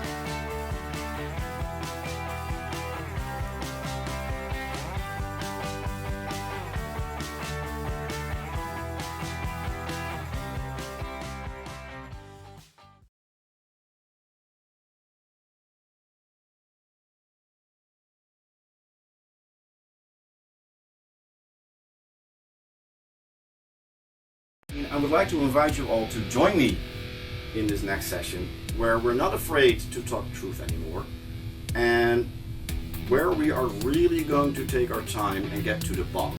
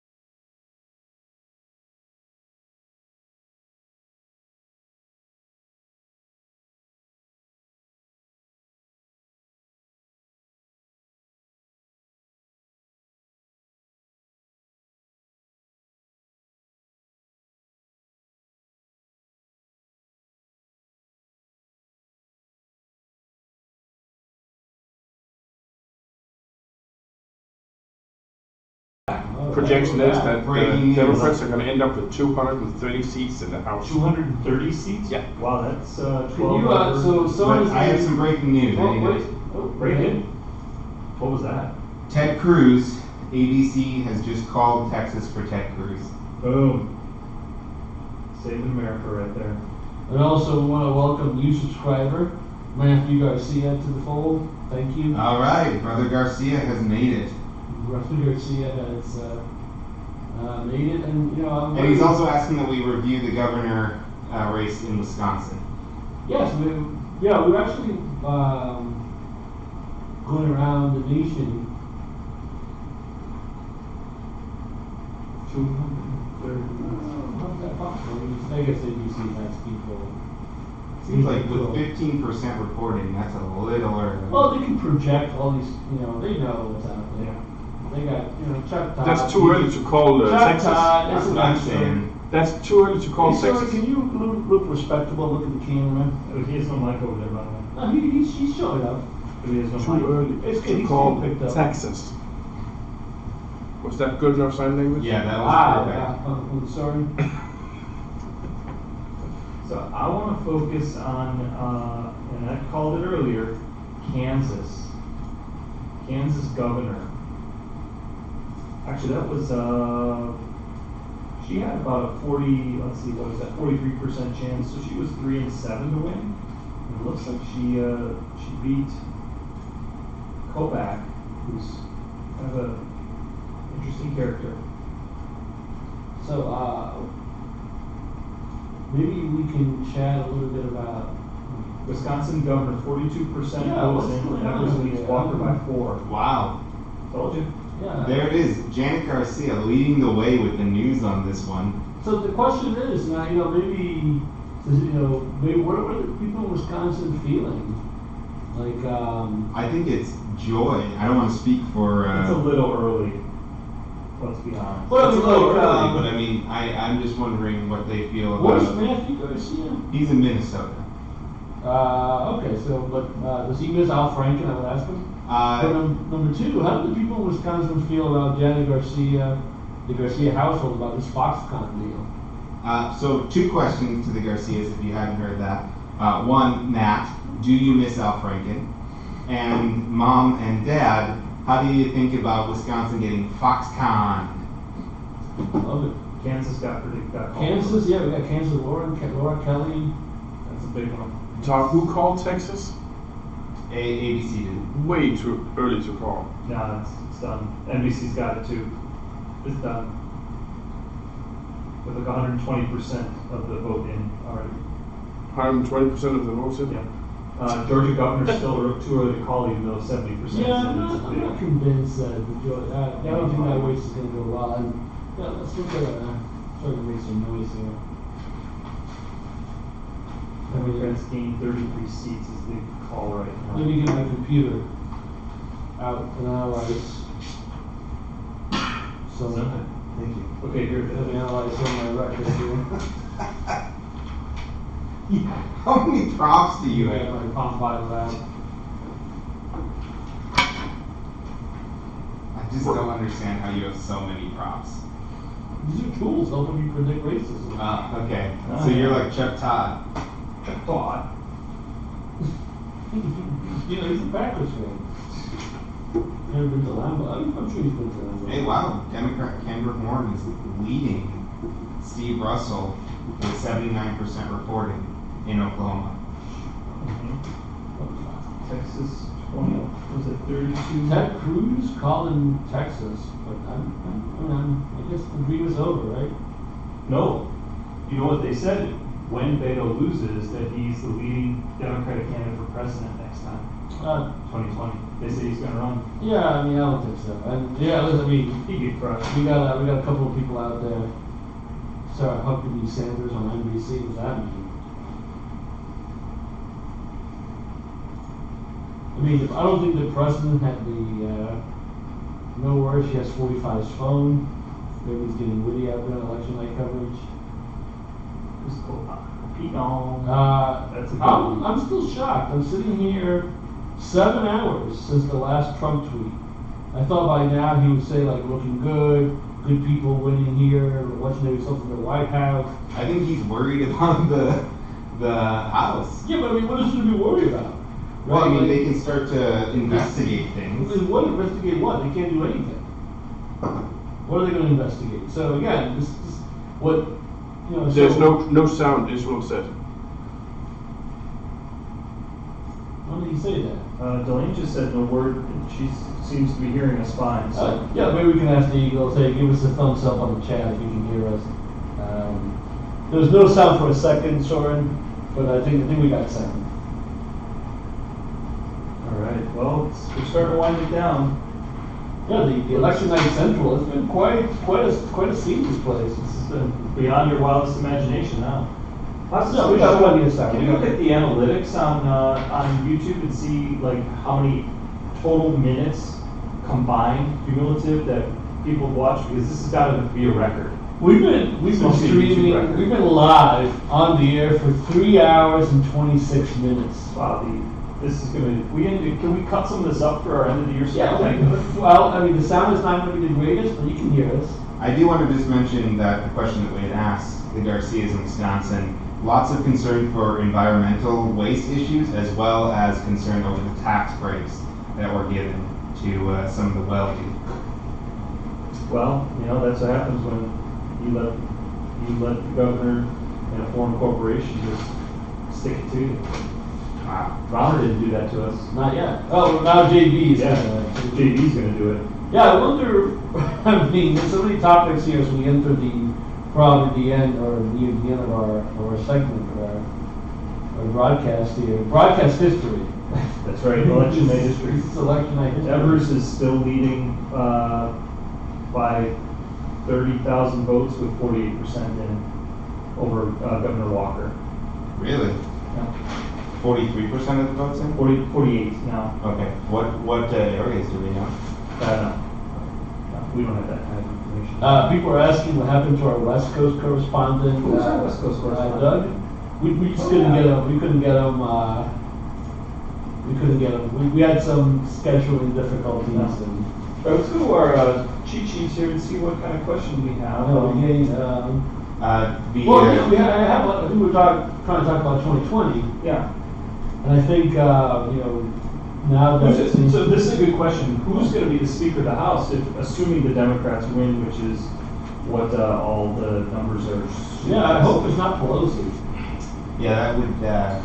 I hope they go with new blood. Maybe like Bernie Sanders, if he signs the Senate. I mean, once Bernie Sanders actually gets new blood, because he has to have that transfusion so he can continue on ticking, then he can be in the House. Yeah, most likely it'll be Pelosi. Yep. I mean, it's going to be disappointing. I think this is going to be the problem. We were talking about 2020. The House can investigate. I think JB seems to be talking. Oh, there he is. There we go. Great. Yeah, let's go. Let's see what JB's doing. Teddy Kramer is projected to win North Dakota. Hiker. Yeah, hiker. Thank you to Julia. He's not wearing that vest, though. He's not wearing that vest. History, and the people of Illinois are proud to have you partnered in helping to lead this state.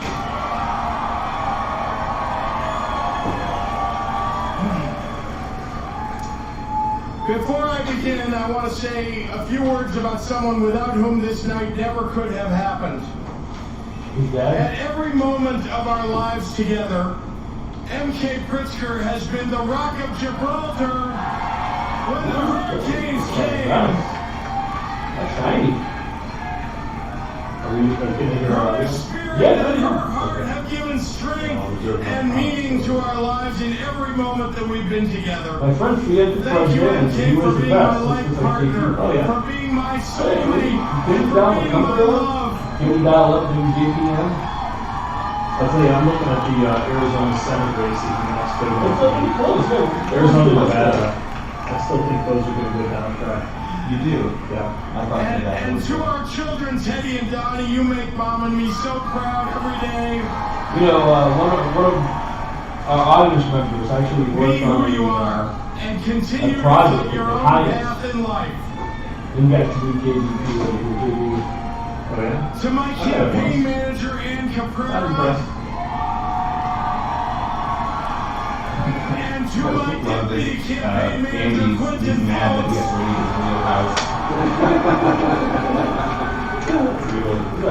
and to our entire campaign leadership and staff, Democrats across the state, from county board races to statewide races, won in part because of you.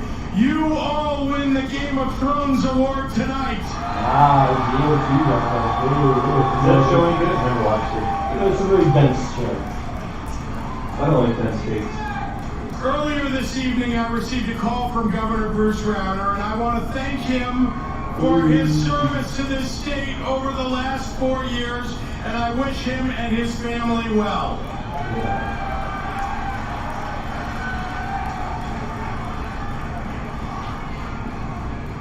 Ladies and gentlemen, I am so grateful tonight to all of you in this room and those watching at home.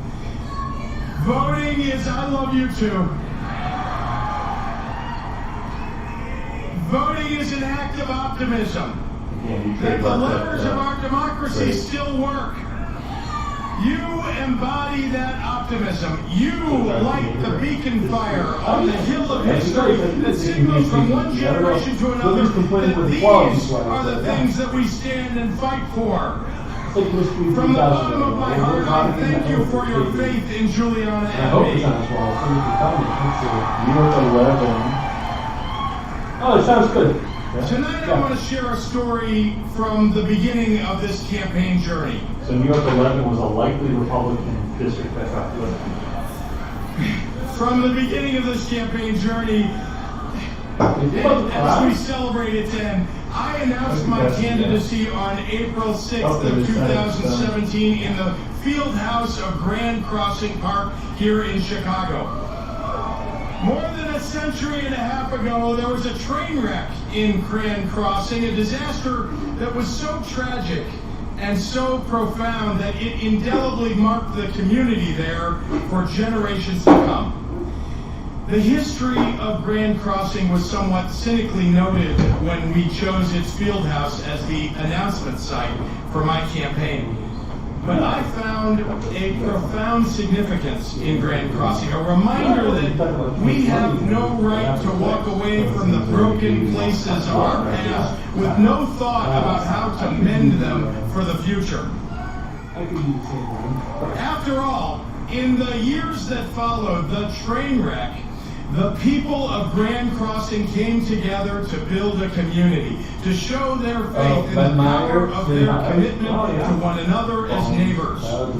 Today, there is a beautiful park there, where seniors gather for exercise classes, families come to play, and children learn to swim amidst a diverse community of their peers. In Illinois, we have a history of building ourselves away from broken places, and the bonds we form in the process become the steel girders that hold us all together.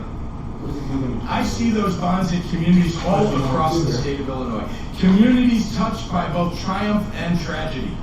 From towns affected by tornadoes, to cities redefining their economies, to neighborhoods of immigrants looking for hearth and home, to black and brown communities overcoming discrimination and disinvestment. There is a special faith in the future, a light that burns in people who know both the agony of the hill and the freedom of the hilltop. And as your governor, I want to voice that light high and let it show us the way. Like the social service workers across the state who help their fellow humans walk through their darkest hours. Like the entrepreneurs who are trying to remake old businesses. Thanks, JD. You're the best.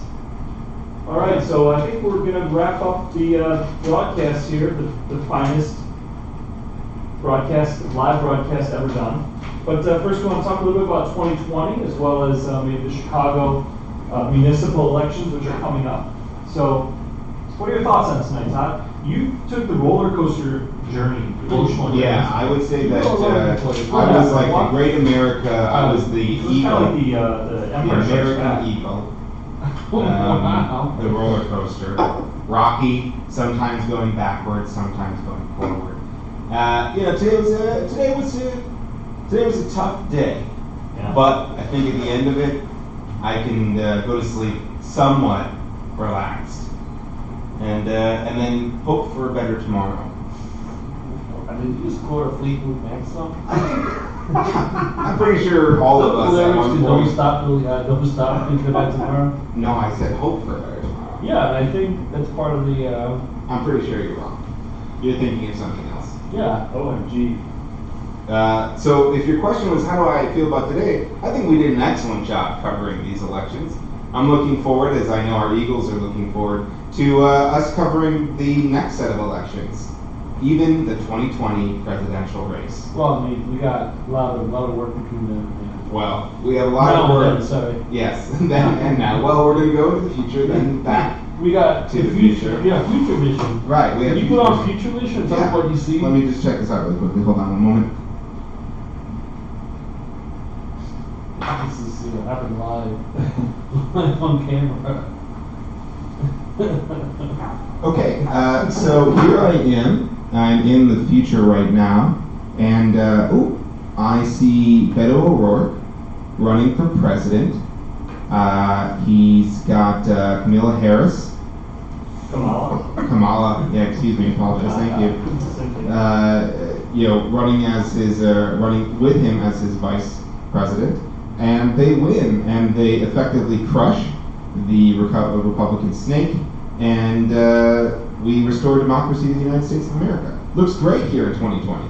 All right.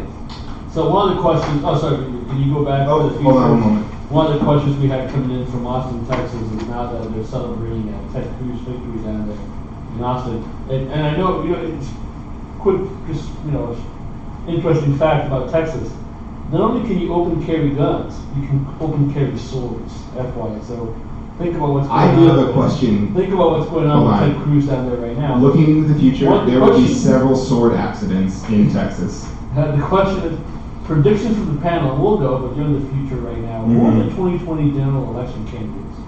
Who do you see the final four? 2 Republicans, 2 Democrats. Trump. Romney.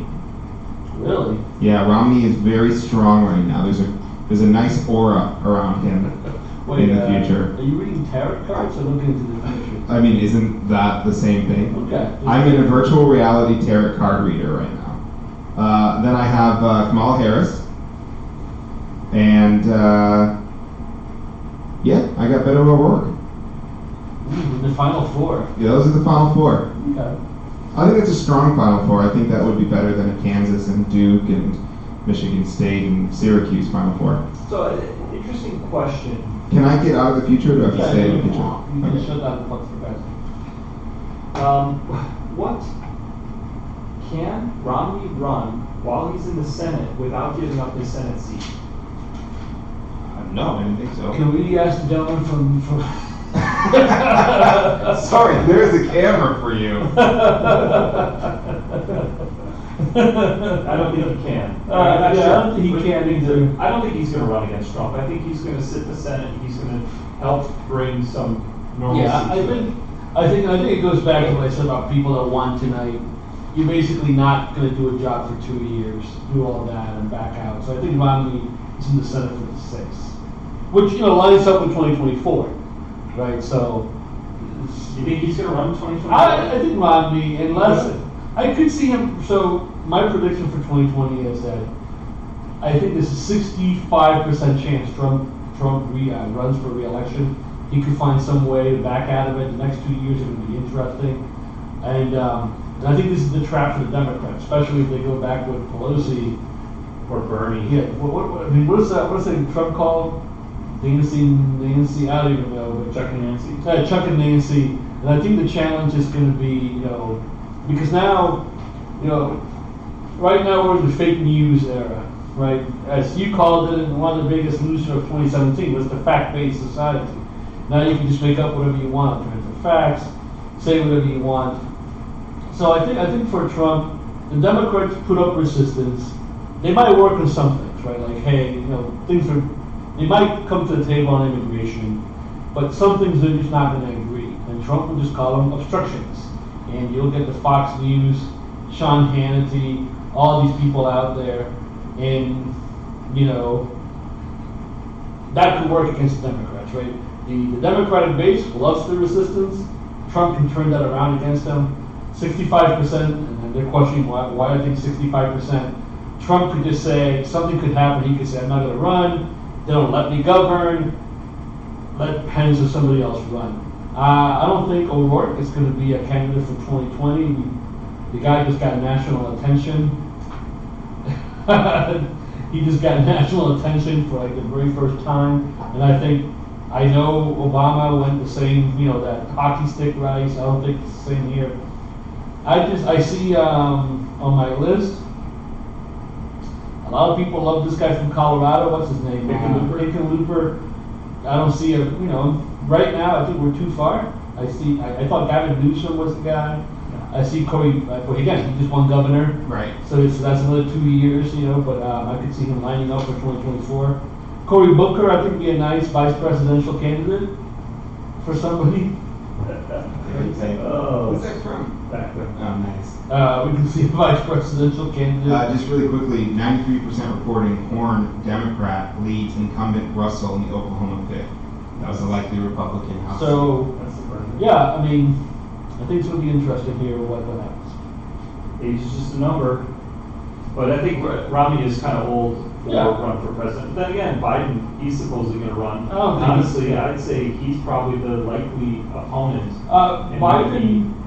Biden would be the only best person. Chance. Yeah, and he can go toe to toe with on a debate with Trump. Yeah. He will not let him get away with all the stuff that other people just don't get away with. Yep. All right.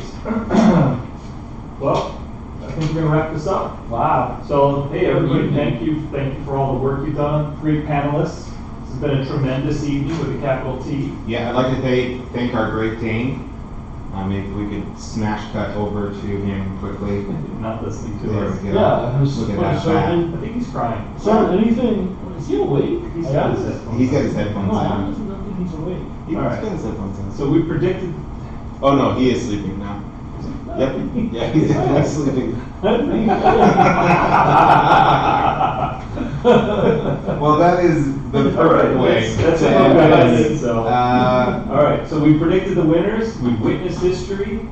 We've seen the future. No matter if your side won or lost, now more than ever we need to engage in substantive discussions about the future of this country, much like we do on the HiFi Critics all the time. Don't forget that our end of the year spectacular, the Splash List Awards show, debuts on our social media channels in December, so stay tuned, Eagles. Thank you to all my fellow critics, technical helpers, and you, our Eagles. We hope that you've enjoyed the show. Fly on your way like an eagle. Fly as high as the sun. Wow. Bye-bye. Over 3 decades ago, the landmark show debuted to elevate discussion of current affairs. Against the flow of conventional wisdom, a new hero emerged to challenge how people satisfied their left and right, fact and opinion, challenge and respect, teach and learn. Our hero inspired a generation, yet could not fly forever. The flock no longer flew in formation as the winds of change blew strong. Would new leaders emerge so the flock could fly high again? 3 eagles in the shadow of the past now fly in a new direction dedicated to the nation, the city, and the industry, intending nothing more noble than informing, entertaining,